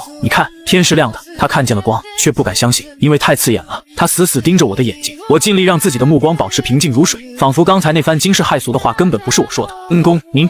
他张了张嘴，却发现自己词穷了，说谢谢，太轻了，说您懂我，太矫情了。他就这么看着我，看着看着，一滴眼泪滑落到他的嘴角，似乎带着咸涩。忽然，他笑了，那笑容极其轻柔，极其干净，褪去了所有的伪装与防备。之前他笑是为了礼节，为了安抚人心，可这一次他笑是因为他忽然不怕了，不是因为找到了靠山，而是因为有人坚定地告诉他，你没错。这种仿佛获得重生的感觉，让他在短短几息之间，像是蜕了一层皮。恩公，他的声音还有些微颤，但底气足了许多。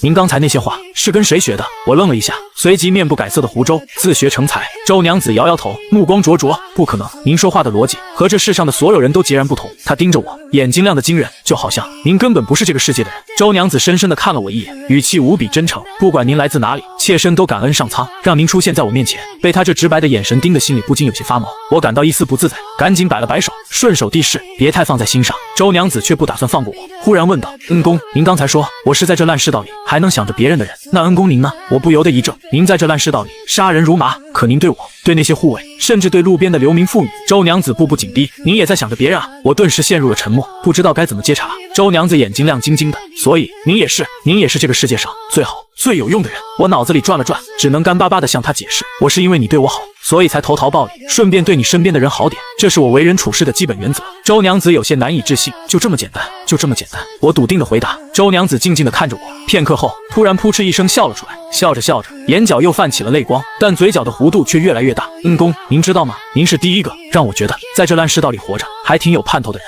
我没有说话，只是静静地注视着他。清冷的月光透过车帘缝隙洒在他脸上，映照着那笑容，绝美少顷。周娘子收敛了笑意，轻声唤道：恩公，您刚才那句最有用，能再说一遍吗？他微微扬起头望着我，眼神里带着一丝罕见的娇憨，像个讨要糖果的孩子。我微微一愣，随即无奈地笑了笑，直视着他的双眼，一字一顿地满足了他的要求。你是我迄今为止见过的最有用的女人，没有之一。周娘子听着，心满意足地笑了，笑得像个终于挣脱束缚，找回自我的少女。天色渐晚，车队在官道旁的一处空地扎营，护卫们升起了篝火，周围静悄悄的，只有夜鸟偶尔的啼鸣。我独自躺在马车里，闭目养神，70多倍的感知力让我即使闭着眼，也能精准掌控方圆100丈内的一切风吹草动。突然，我敏锐地察觉到一阵极轻的脚步声，正朝着我的马车靠近。脚步声停在了车外，车帘被轻轻掀开，一股熟悉的、带着淡淡兰花香气的晚风飘进了我的鼻腔。周娘子弯腰钻进车厢，在我身旁坐下。我打量着她，她换了一身素淡的长服，长发随意的挽起，褪去了白日的刚强，整个人显得异常柔和。又睡不着，我依旧闭着眼睛，轻声问道：周娘子点点头，声音很轻：恩公，我能跟您说说话吗？我缓缓睁开眼，靠在车厢壁上，转头看向她。怎么了？周娘子看着车帘缝隙里透进来的月光，眼神迷离。以前妾身睡不着的时候，娘亲也会问我怎么了，我就说没什么，就是睡不着。她就会把我揽进怀里，说那我陪你躺着。说到这里，她突然停了下来，转头直直地看向我，感受着她那直白的有些灼热的目光，我整个人瞬间僵在原地，大脑开始飞速运转。这可是真实的异世界啊，不是我前世硬盘里的纯爱番，一步踏错可能就是万劫不复的社死现场。想到这，我最终还是没敢付诸任何行动，只能干巴巴地坐着。周娘子似乎注意到了我身体细微的僵硬和躲闪的眼神，嘴角勾起一抹不易察觉的弧度，继续说道：但今天不一样，有恩公在，我坐在这里忽然就不觉得难熬了。我看到周娘子的脸颊在月光下泛起淡淡的红晕，但她丝毫没有移开目光的打算。恩公，您知道吗？有时候我觉得您真的不像个凡人，您看事情的方式和所有人都不同。周娘子轻声呢喃着，杀人也好，救人也罢，您总是那么平静，好像天塌下来您都不会慌。她微微侧头，目光在我的脸上流转。这几日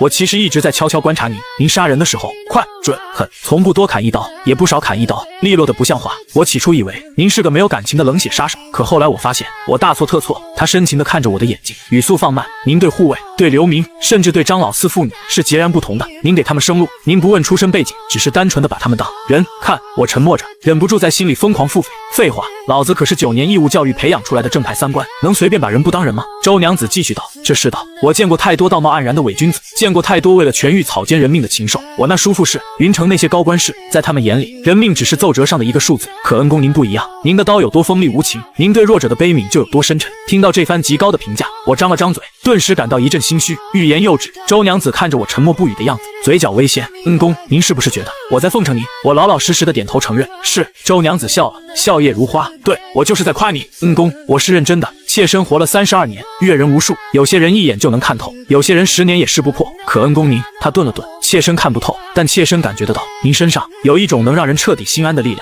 有您在，这天下之大，妾身便无所畏惧。听着这番露骨的剖白，我彻底愣住了。周娘子打量着我这副表面稳如老狗，实则内心早已慌得一批的表情，忽然扑哧一声笑了出来，那笑声清灵悦耳，在静谧的夜里显得格外撩人。恩公，您知道我今晚为什么要跟您说这么多吗？我只能木然地摇了摇头。周娘子忽然伸出柔仪，一把抓住了我的手，我浑身猛地一激灵，心跳瞬间飙升到180迈。紧接着，我感觉到那只柔软的手正牵引着我的手，轻轻的、不容抗拒的放在了一个温软纤细的部位，那是她的腰上。月光透过缝隙洒在周娘子的脸上，我清晰的看到她双颊飞起2抹诱人的红晕，但那双水汪汪的眼睛却大胆而炽热的直视着我。她红唇轻启，吐气如兰。寡妇的腰软不软？我的脑子嗡了一下，下意识地点了点头。周娘子笑了，那笑容在月光下勾人的很，然后她抽身退后，拉开距离，软就对了。您的心其实也这么软。我张了张嘴，却发现自己难得的语塞了。此时，周娘子已经站起身，掀开车帘，月光洒在她微微上扬的嘴角上，明媚生辉。谢谢你，恩公，每次跟您攀谈，妾身都很欢喜。她回头深看了我一眼，妾身先回去了，您早些安歇。帘子落下，脚步声渐渐远去，我一个人坐在黑暗里，低头看了看那只手，上面似乎还残留着温软和淡淡的脂粉香。我愣了好一会儿，才默默收回手，脑子里悠悠冒出一个念头：卧槽，我是不是被调戏了？回想刚才那一幕，她主动拉我的手放在腰上，问软不软，等我点头，她就跑了。我沉默良久，忽然轻笑出声：她这是在报答我吗？声音很轻，透着无奈，却又夹杂着连我自己都没察觉的一丝愉悦。我靠在车厢壁上，闭上眼，满脑子都是那只手，那抹细腰，那个笑容，还有那句您的心也这么软。翻来覆去，我终是睁开了眼，目光又落回自己的手上，想起周娘子提及叔父时那压抑屈辱的眼神，我危险地眯起了眼睛。这么软的腰，那个老登也配捧？翌日黎明，天边刚泛起鱼肚白，彻夜未眠的我靠在车厢里，眉头忽然一动，感知范围内后方不远处有大批人马正在急速靠近，至少300骑，气息稳，速度快，装备精良。我睁开眼，嘴角勾起一抹弧度，来了，还是熟人。半炷香后，300余骑在距离车队30丈外齐齐勒马，游击将军沈烈单人独骑，缓缓上前，在离马车1丈远的地方，他勒马抱拳，声音洪亮却客气：周娘子，沈某冒昧，可否出来一叙？车队众人面面相觑，气氛瞬间紧绷。锦袍公子子君按住剑柄，满脸警惕。周娘子掀开帘子，站在车辕上，神色平静。沈将军一大早带兵前来，有何见教？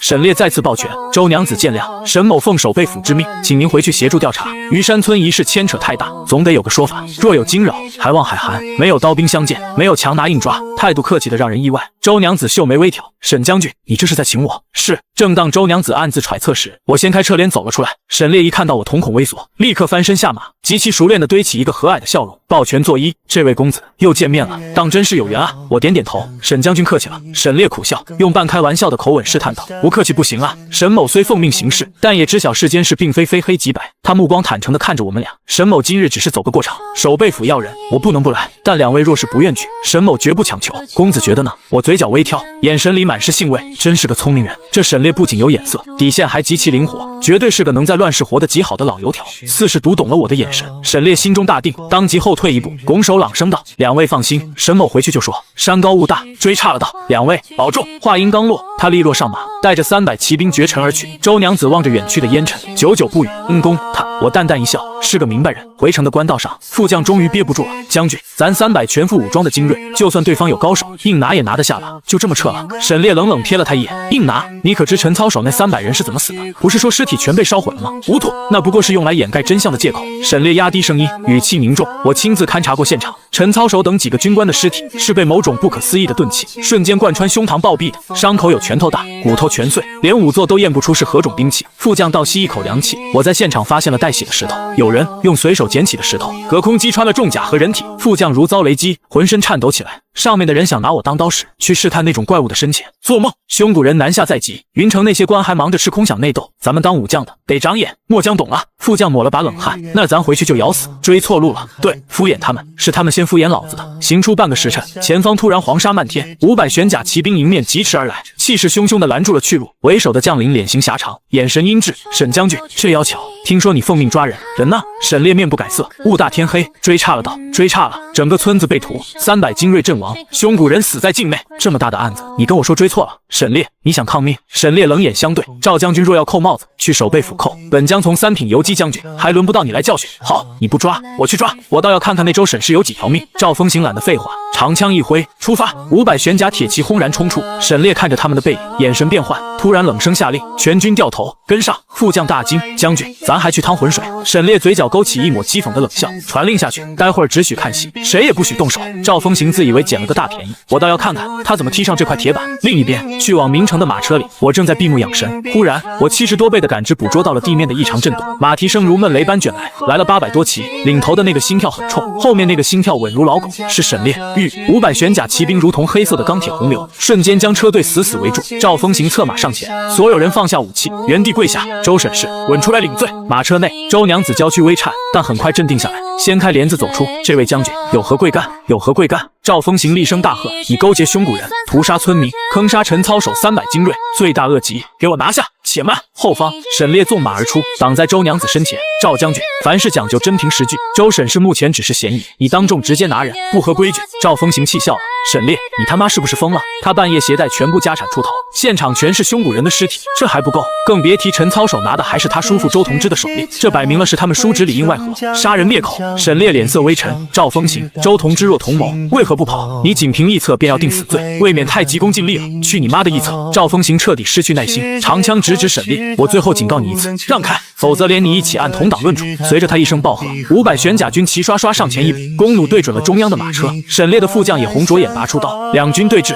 火药味一点即燃，全军听令，若有阻拦缉拿要犯者，格杀勿论。赵风行下了死命令。就在这剑拔弩张之际，一道清朗的声音突兀的从一旁传出：挺热闹啊！瞬间，所有人的目光汇聚，只见我一身青衫缓缓从马车上走出，无视了周围那500张拉满的强弓劲弩，径直走到周娘子身前，感受着那扑面而来的踏实感。周娘子的眼眶瞬间就红了，她没说话，只是直直的看着我的背影，这道身影仿佛能为她撑起整片天地。她忽然觉得什么都不怕了，护卫们握紧刀柄的手不知不觉松了半寸。锦袍公子子君站在后方，嘴角微微弯起，终于敢正眼打量赵风行了。我甚至凭借听力听到他小声嘀咕了一句：恩公既出，一目无忧矣。我站在那里，语气轻飘飘的：赵将军，你是不是觉得没有证据无所谓？凭你这身皮，凭你手里的刀，只要把人抓进大牢，各种刑具一上，是非黑白还不是由你说了算？满口胡言，混淆黑白，你这不是在质疑本将，你是在找死！赵风行暴怒：怎么被戳中痛处，恼羞成怒了？我又往前迈了一步，声音陡然拔高：咱们捋一捋，撕掉兵马的周同志你不查，倒卖军械的烂账你不问，你搁这儿装什么大义凛然，法不容情？说白了，你不就是柿子专挑软的捏吗？赵风行后槽牙咬得咯咯作响：你懂什么？周同志位高权重，若无铁证，岂能轻动？我拖长了尾音，阴阳怪气到了极点，位高权重就不能动，寡妇无依无靠就能随便拿捏。我突然收起笑意，眼神锐利如剑，死死盯住赵风行的眼睛。我问你，假设有一天查实了周同之，甚至你的顶头上司勾结凶骨人，出卖大宁，你敢不敢抓？赵风行愣住了。我第3次往前迈步，几乎站到了赵风行的马头前。你敢不敢对着他们，也像刚才对付一个妇人那样跋扈？赵风行的脸色彻底变了。你若有胆子认下这句话，我这就去把铁证给你找来。我微微仰头，厉声喝问：敢吗？周围死一般寂静，500骑兵连大气都不敢喘。赵风行的嘴唇蠕动了一下，喉咙像被堵住了一样。他当然知道虞山村案有蹊跷，抓周沈氏不过是想抢个头功，借机搞下云城几个官，给背后的贵妃一系腾位置。可他觉得我眼神太邪门了，万一我真有铁证证明这寡妇是无辜的，他强抓就是把把柄递给政敌，偷鸡不成蚀把米。他犹豫了，我等了3息，忽然冷笑一声，替他回答了：你不敢动有权有势的，只敢对弱者拔刀，以此来彰显你那可笑的尽职尽责。你的聪明和勇气简直令人作呕。轰！赵风行脑海中名为理智的弦彻底断了，我的嘴比刀子还毒，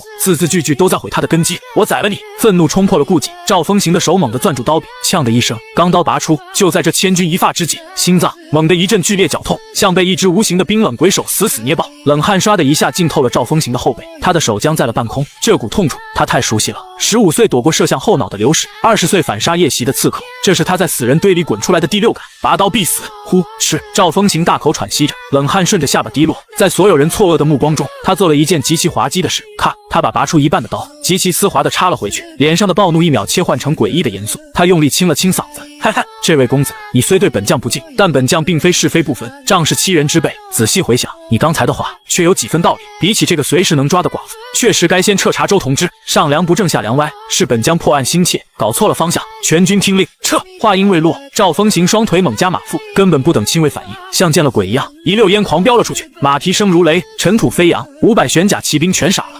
将军跑了！副将张大了嘴巴，猛地打了个激灵，连忙勒转马头大吼：“撤！快撤！跟上！”一眨眼的功夫，500精骑如同退潮般逃得无影无踪，只留下一地凌乱的马蹄印。我站在原地，风中凌乱。刚才分明感觉到了对方实质性的杀意，甚至连系统面板的加点都想好了，力量点多少，速度点多少，这500个人的羊毛该怎么薅？结果呢？跑了，亏了，血亏！早知道废什么话，直接捏死多好！哎，不过换个角度想，我也算守住了理智的底线，没有彻底沦为力量的奴隶。邪修之路果然任重道远了。旁边沈烈骑在马上，表情比吞了苍蝇还精彩。他原本正打算看我怎么手撕500精骑，结果赵风行居然秒锁，跑得比兔子还快。一想到赵风行之前那句掷地有声的“我赵风行从来不是贪生怕死之辈”，沈烈差点没憋住笑出声。可公子神威，不战而屈人之兵。沈烈拱手拍马屁，我幽怨地白了他一眼，跟我没关系，他自己属兔子。马车旁，周娘子呆呆地看着我的背影，扑哧，她忽然捂着嘴轻笑出声，那笑声在安静的官道上格外清脆。护卫们也如梦初醒，纷纷嘀咕：古怪，那嚣张的将军怎么转性了？怕不是他太奶奶在下面给他托梦了吧？我听着这些议论，无奈的转身走向马车。经过周娘子身边时，一只柔软的手轻轻拉住了我的衣袖，我停下脚步，撞进了一双亮晶晶的眸子里。公，您方才那副样子怪好笑的。周娘子学着我刚才错愕懵逼的表情，微微张着嘴，眼睛瞪得大大的。我一阵无语，周娘子笑的眼泪都快出来了。我无奈的摇摇头，钻进马车。没一会儿，车帘掀开，一阵醉人的胭脂香扑面而来。周娘子钻了进来，看着闭目养神的我，她柔声道：公，谢谢你。谢我什么？谢谢您为了妾身，硬生生忍住了杀心，放跑了一个该挨刀的人。我睁开眼，有些意外。周娘子忽然俯身靠近，我只觉心跳漏了半拍，暗道：靠这么近要干嘛？这香味，这五官，真要命。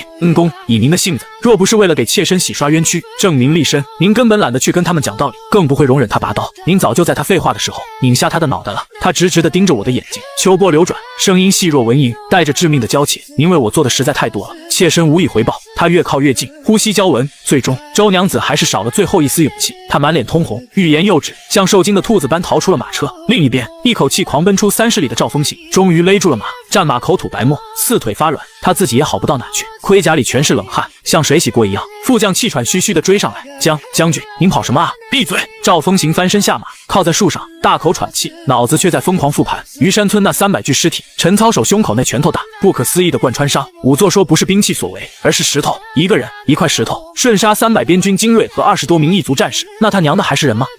如果刚才气定神闲的我就是那个徒手扔石头打穿重甲的怪物，他离我那么近，只要我一抬手，他的脑袋就得像西瓜一样爆开。想到这里，赵风行的腿不可遏制地抖了起来。你记不记得那青山小子出来的时候，沈烈和那些护卫是什么表情？赵风行颤声问。副将愣了一下，好像是松了口气。对，松了口气。赵风行咽了口唾沫，被500精锐包围，看到我出来居然松了口气，这意味着什么？意味着我有绝对的把握能杀光他们500人。副将骇然失色，将军您是说？闭嘴，烂在肚子里。赵风行靠着树干，冷汗直流。突然他脑海中灵光一闪，猛地一拍大腿，沈烈，狗日的沈烈！所有的反常在这一刻全部串联了起来。沈烈提前去过现场，必然猜到了凶手是谁。他故意谎称追错路，故意拦着不让拿人，就是为了激怒他去试探我这怪物的刀锋。一旦他拔刀，就会变成一具尸体，而沈烈就能坐收渔翁之利，甚至还能用他的死回去邀功。好恶毒的算计！不过赵风行忽然神经质地笑了起来，嘿嘿，沈烈啊沈烈，你做梦都想不到，正是你拖延了时间，反而让老子捡回了一条命。他转头看向副将，等沈烈回来，告诉他，老子要请他喝酒。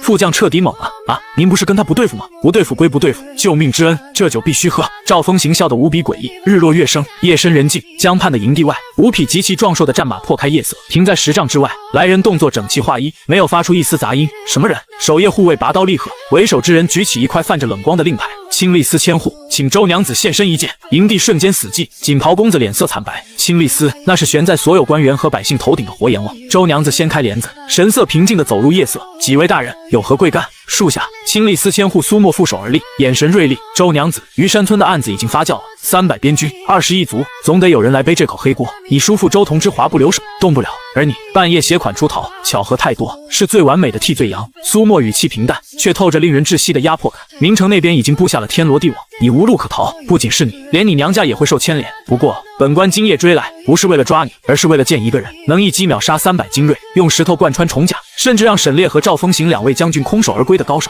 如此人物，本官想见见。周娘子沉默。就在这时，我迈着悠然的脚步从营地走来。月光下找我。苏沫上下打量着眼前普通的不能再普通的我，抱拳道：在下苏沫，敢问虞山村的尸体可是阁下手笔？我没承认也没否认，只是静静地看着他。苏沫深吸一口气，单刀直入。听说阁下武艺超群，苏某想讨教一二，若阁下能胜，我便告诉你保住周娘子的方法。我微微颔首，怎么比？就那里。苏沫指了指空地，一招定胜负，兵器先落者输。我笑了，微微抬手，请。空地上月光如霜，我双手自然下垂，连拔刀的意思都没有。苏沫被我这种无视激起了血性，低喝一声：阁下看招！呛！长刀出鞘的瞬间，当一声极其刺耳的金属断裂声，突兀地撕裂了夜空。苏沫的动作猛地僵住，他低头看向自己的手，手里握着的只剩下一个光秃秃的刀柄，刀身没了。发生了什么？他猛地抬头，死死盯着我。我依旧站在原地，连一脚都没动过一下，仿佛自始至终就是一个旁观者。苏沫僵硬地转动脖颈，看向1丈外。月光下，那截断裂的百炼钢刀正深不可测地插在一块坚硬的花岗岩里，刀尾还在疯狂地震颤着，不是砍进去的，是像插豆腐一样凭空插进去的。轰！冷汗瞬间打湿了苏沫的官服。他的刀跟了他8年，削铁如泥，他根本没看清我什么时候出的手，怎么出的手？那插进石头里的，如果不是刀身，而是他的脑袋呢？他身后的4个百户也全都如遭雷击，石化在原地。他们杀人如麻，却从未见过我这种近乎于妖术的降维碾压。空气安静的能听见夜风拂过草间的声音。苏沫握着刀柄，一动不敢动。他终于读懂了我眼底的平静，那是巨龙俯视蝼蚁时的有恃无恐。阁下，苏沫的声音哑得可怕。苏某输了，输得心服口服。他毫不犹豫地扔掉刀柄，深深鞠了一躬。苏某此来是想请阁下加入青丽司，刚才的试探，万望阁下恕罪。怎么保他？青丽司直属陛下，只要阁下加入，周娘子可安置在别院，绝无人敢动她分毫。我看了一眼周娘子，对苏沫招了招手，借一步说话。我可以加入，但我有个条件，我杀什么人，你们别管。苏沫愣住了，我的目光渐冷。那些鱼肉乡里残害无辜的，被我遇到，有证据我要杀，没有证据我也要杀。苏沫呼吸停滞，办案10年，他没见过敢这么无视皇权律法的人。在他看来，我心里有一杆不归朝廷管的秤，谁越界谁死。沉默良久，苏沫抱拳苦笑：阁下，这要求苏某做不了主，但京城那位掌管暗影的大人或许敢答应你。去京城多久？9日必回。我可以等。苏沫长舒一口气，立刻指派2名心腹百户留下护卫周娘子，随后带着剩下的人趁夜快马加鞭赶往京城。夜风微凉，江水奔流，我刚在马车里坐定，车帘就被掀开了。周娘子钻了进来，没有避讳任何人，就那么直接钻了进来，在我旁边坐下。公，你加入青丽司是为了妾身吗？我点点头，又摇摇头。周娘子愣了一下，她的声音有点抖。公，您已经为我做的足够多了，要不您拒绝他们吧。妾身听说过一些，他们表面上是陛下的刀，实际上内部分成了好几派，有的专办明面上的大案，有的专门干见不得人的勾当，互相之间斗得厉害，每年都会莫名其妙死很多人。您这样的人一旦进去，那些势力肯定会想尽办法拉拢您，利用您。您若是拒绝，他们又会忌惮您，想除掉您。那里面的水比云城、比边军都深得多，从那些溃兵手里救下我，从那些匪徒手里救下我，从那些当官的围追堵截里护着我。您已经救了我很多次，若是没有您，我根本到不了云城，更出不了云城。妾身不是不知好歹的人，夫君的事是我自己要查的，娘家的处境是我自己连累的，所有的后果都应该由妾身自己承担。公，算我求您，不要因为妾身卷入那些可怕的争斗里，好吗？周娘子就这么看着我，眼眶没红，眼泪没掉，但那种认真的眼神比哭还让人难受。我明白她的担忧，但正因如此，我才要考虑加入青丽司。一个人再强，也总有疏忽来不及的时候，但如果我在青丽司手握重权，整个朝廷机器就会成为他和他家人的护身符，谁想动他，都得先掂量掂量自己脖子够不够硬。这些话我不会说。这女人虽然冰雪聪明，却有个致命的缺点，太喜欢背负。未嫁时背负娘家，出嫁后背负丈夫，如今又背负血案的真相与无尽的愧疚。我不希望自己再成为她新的枷锁。我靠在车厢壁上，故作轻松地甩出一套说辞。其实遇到你之前，我穷的只能啃树皮，当初答应给你当侍卫，纯粹是为了混口饭吃，赚点银子花花。结果你刚才说要丧服，那我肯定得给自己找条后路啊。青丽司待遇不错，我是为了给自己找份好差事。噗嗤，周娘子突然笑出声来，我一愣，怎么了？公，有没有人告诉过您撒谎的时候眼神总是往下飘？周娘子收起笑容，声音放轻，您刚才的话，妾身半个字都不信。您说为了银子，可您这一路杀溃兵、斩匪徒、灭凶古人，妾身未曾许诺过1文钱。您说为了找差事，可以您的通天手段，天下何处去不得？偏要去青丽司那种十死无生的修罗场。他目光灼灼地盯着我，公，您想什么我都知道，您是怕一个人护不住我，想借青丽丝的事给我和娘家寻个靠山。我无奈地摸了摸鼻子，跟你相处真是想留点秘密都难。周娘子却没顺着我的打去，神色愈发严肃。公，您难道还没发现您的为人处事与这个世界格格不入吗？格格不入，这世上的人无论贵贱，做事必有所图。周娘子语气笃定，商人图利，官场图权，江湖图名，甚至乞丐磕头都图个铜板，哪怕是圣人行善，图的也是青史留名。可您呢？他顿了顿，眼底闪烁着惊人的亮光。您救我，杀敌，不图钱财，不图美色，甚至连恩情都不想让我知道。在这个世界，您的行为是解释不通的，无理可循，无利可图。就好像您做这些，仅仅是因为您觉得应该做。我心中微震，原来我在这个世界的破绽这么大名。3年流亡，乱世这个大染缸逼我学会了谨慎和冷酷，但终究没能彻底染黑我，全靠前世9年义务教育打下的底子，把人得有人样刻进了骨子里，为人民服务，除暴安良，还需要图什么吗？不需要。但我没法解释，只能打趣道：你观察的还挺仔细。正说着，我眉头一挑，有人来了。我掀开车帘，径直步入夜色，官道尽头，3骑绝尘而来，为首的苏墨官服破裂，左肩一道深可见骨的血口，落地时踉跄着险些栽倒，身后2名百户同样浑身浴血，狼狈不堪。苏墨嗓音嘶哑，喘着粗气：阁下，刑部的人来了。带队的是刑部郎中秦震，带了20几个顶尖好手，他有正规缉捕文书，铁了心要拿周娘子。我没拦住，话音未落，远处的火把如长龙般涌现，马蹄声震碎了夜风。为首那人30多岁，生着络腮胡，披玄色披风，高踞在一匹黑马上，眼神像毒蛇般扫过全场。本官刑部郎中秦震，奉旨缉拿要犯。络腮胡居高临下，目光越过众人，死死定在周娘子身上，嘴角勾起一抹冷笑：周婶氏，乖乖跟我回去，免受皮肉之苦。至于你们这些不知死活的杂碎，他猛地一挥手，厉喝道：全部拿下，敢反抗者就地格杀！20余人拔刀出鞘，寒光映亮了夜空，步步逼近。在这剑拔弩张的死局中，我却转头看向苏墨，这个领头的，平时滥杀无辜吗？手底下的人干净吗？苏墨瞳孔骤缩，但他不敢迟疑，语速极快地答道：秦震是刑部侍郎心腹，专替权贵干脏活，手底下冤假错案无数，灭人满门的事没少干。他带来的人也是一丘之貉，奸淫掳掠无恶不作，懂了？下一秒，轰！一声震耳欲聋的气爆声平地炸响，犹如撼地惊雷。苏墨只觉耳膜剧痛，眼前猛地一白。等他视线恢复聚焦时，整个世界陷入了死一般的寂静，没有喊杀声，没有刀剑相击声。刚刚还气焰滔天的20几个刑部精锐，此刻横七竖八地倒在血泊中，每个人的脖梗处都裂开了一道笔直的血线，嫣红的鲜血正如泉水般喷涌而出。而那位高高在上的刑部郎中秦震，还稳稳地端坐在马背上，只是他的头颅已经不见了，断颈处像是个喷泉，鲜血狂涌。受惊的黑马往前迈了2步，那具无头尸体才砰的一声砸进泥里。苏墨僵在原地，浑身冰凉。他身后的百户赵涵手还按在刀柄上，却连拔刀的力气都被抽干了。没人说话，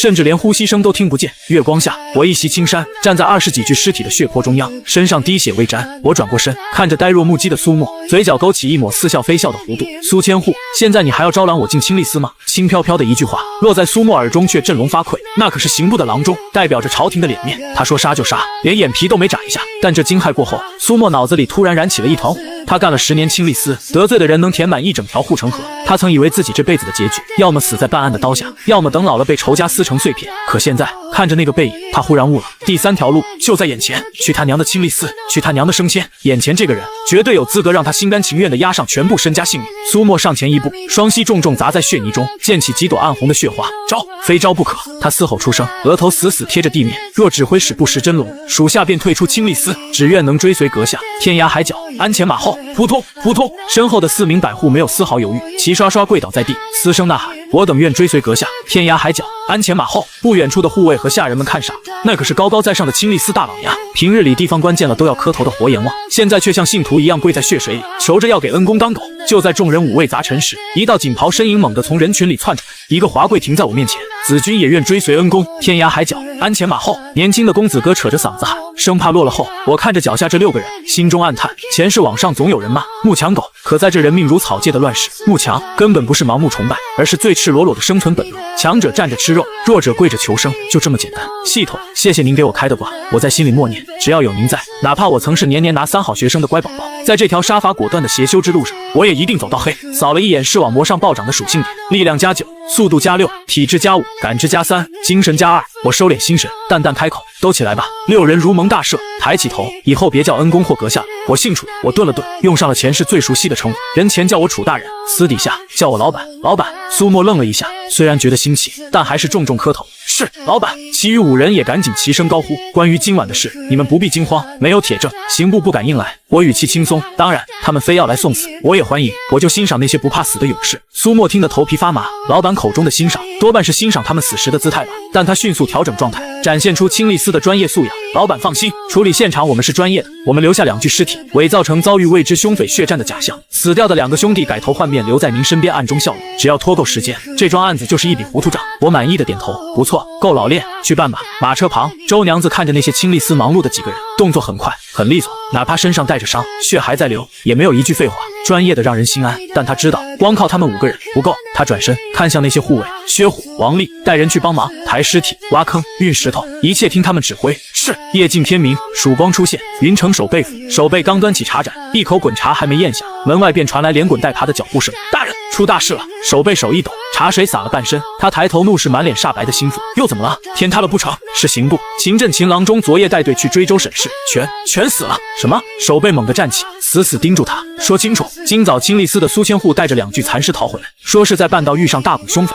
刑部25名顶尖好手全军覆没。苏千户拼死抢尸，自己也折了2个百户，重伤逃回。哐当，守备手中的名贵茶盏砸在青砖上，摔得粉碎。他颓然跌坐回太师椅上，双目失神，喃喃道：老天爷，这云城守备的位子是被下了咒吗？虞山村300精锐的无头案还没解，现在又搭进去一个正五品的刑部郎中。死寂了半晌，守备忽然坐直了身体，后背渗出一层冷汗，眼神剧烈闪烁。沈烈和赵风行那2个军体带了几百骑兵去追，结果双迷路，秦郎中没迷路，却连人带骨头全折在了里面。那2个王八蛋绝不是迷路，他们是早察觉到了那寡妇身边有惹不起的活阎王。守备咽了口唾沫，只觉得脖子发凉，敢在风口浪尖把刑部郎中像宰狗一样屠了，对方究竟是什么来头？云城西营，赵风行听完副将颤声汇报的情报，粗眉高高挑起，抢回来的2具尸体头被砍了，身上还有刀剑、斧头、长枪和剑矢的伤。赵风行在教场边的一棵老树下站定，似笑非笑地看着副将。元丰啊，什么样的凶匪作案时会带个兵器库在身上？副将迟疑道：莫非是多股溃兵临时抱团？这话你自己信吗？副将果断摇头，不信。赵风行脸色骤然一沉，压低声音冷喝：不，你信，而且本将也信。副将愕然，若不信，就得去查出个活见鬼的真相。你想去送死吗？赵风行拍了拍副将的肩膀，目光望向虞山村的方向，透着深沉的忌惮。连刑部的黑刀子都被剁，上面绝对会发疯。咱们就报警凶匪作案这4个字，闭上嘴，看这出大戏怎么收场。云城东营，沈烈正在军帐里擦拭长刀，听完亲兵的禀报，他动作一顿，青丽丝死了赵涵和钱明，苏千户连夜回京搬救兵。沈烈眯起眼睛，也就是说，除了那2具伤痕杂乱的无头尸，以及苏沫的一面之词，现场再无活口对证。是的，大人。沈烈呛的一声，还刀入鞘，大步朝帐外走去。备马！苏沫这老狐狸的话不可全信，本将要亲自去验验刑部的尸体。云城同知府周明远枯坐在书房里，整个人仿佛一夜之间老了10岁。得知刑部全军覆没的消息后，他没有感到如释重负，反而被一种更深沉的恐惧攥住了心脏。秦震是带着薛清的密令来的，本是为了拿捏他，现在人死在云城地界，薛清那条毒蛇绝对会把账算在他头上。他反复复盘虞山村的每一个细节，怎么都想不通，那个唯唯诺诺的侄女究竟是从哪借来的通天手段？多事之秋，多事之秋啊！周明远绝望地闭上眼。林渊城，刑部侍郎邢元，薛清坐在太师椅上，手里捏着一张刚解下的密信，信纸被他攥出了深深的褶皱。秦震死了，25个人一个都没回来，屋内死寂的连呼吸声都听得见。几个心腹幕僚垂着头，大气都不敢喘。薛清起身走到地图前，目光死死定在云城2字上。苏沫报的是凶匪作案，现场火光冲天，兵器繁杂，你们怎么看？几个幕僚对视一眼，有人试探道：或许是流窜的悍匪。夜黑风高没认出刑部的官府，起了冲突后一不做二不休，愚蠢！一直沉默的涂胜忽然冷冷开口，打断了那人的猜测。众人齐刷刷看向他。涂胜走到地图前，指尖点在虞山村的位置。诸位别忘了，在这之前，赵风行和沈烈各带了数百精骑去追人，结果出奇一致的迷了路。周审是逃过一次是运气，连着让2波正规军退避3舍，这就不是运气了。他转头看向薛清，眼神锐利如刀。大人，我复盘了虞山村的案卷，320名精锐死绝，无一活口，死状出奇一致，甚至有人是被指头大小的碎石生生贯穿了头颅和胸膛，能在极短时间内屠尽数百人，且制造出如此惊人的伤口。我一直想不通凶手是一支怎样的军队，直到今天秦郎中覆灭，我才明白咱们一直想错了。薛清眼皮一撩，说：没有凶匪，也没有军队，那是个人，一个披着人皮的怪物。屋内的温度仿佛瞬间降至冰点。薛清沉默良久，忽然无声的笑了，那笑容极尽阴寒，透着让人毛骨悚然的亢奋。不管是人是鬼，敢杀我刑部的人，就得拿命来填。薛清猛地转过身，将一块紫金令牌砸在桌上。涂胜，拿我的手令去临渊大营找霍烈，调2000精兵，即刻扑向云城。有幕僚大惊失色，大人，对付一个人动用2000精兵，这是否太过兴师动众？太虞山村300军卒死绝，秦镇25名顶尖高手覆灭，你跟我说太？不管对对方是神是魔。2000甲是结阵平推，我要用绝对的人数和重甲，把他连人带骨头碾成肉泥。属下领命。涂胜一把抓起令牌，还有把周婶氏给我活着带回来，送进教坊司，交代下面的人每日好好关照。秦振因他而死，总得给死去的兄弟泄泄火。至于明成沈家，没有存在的必要，懒得发配。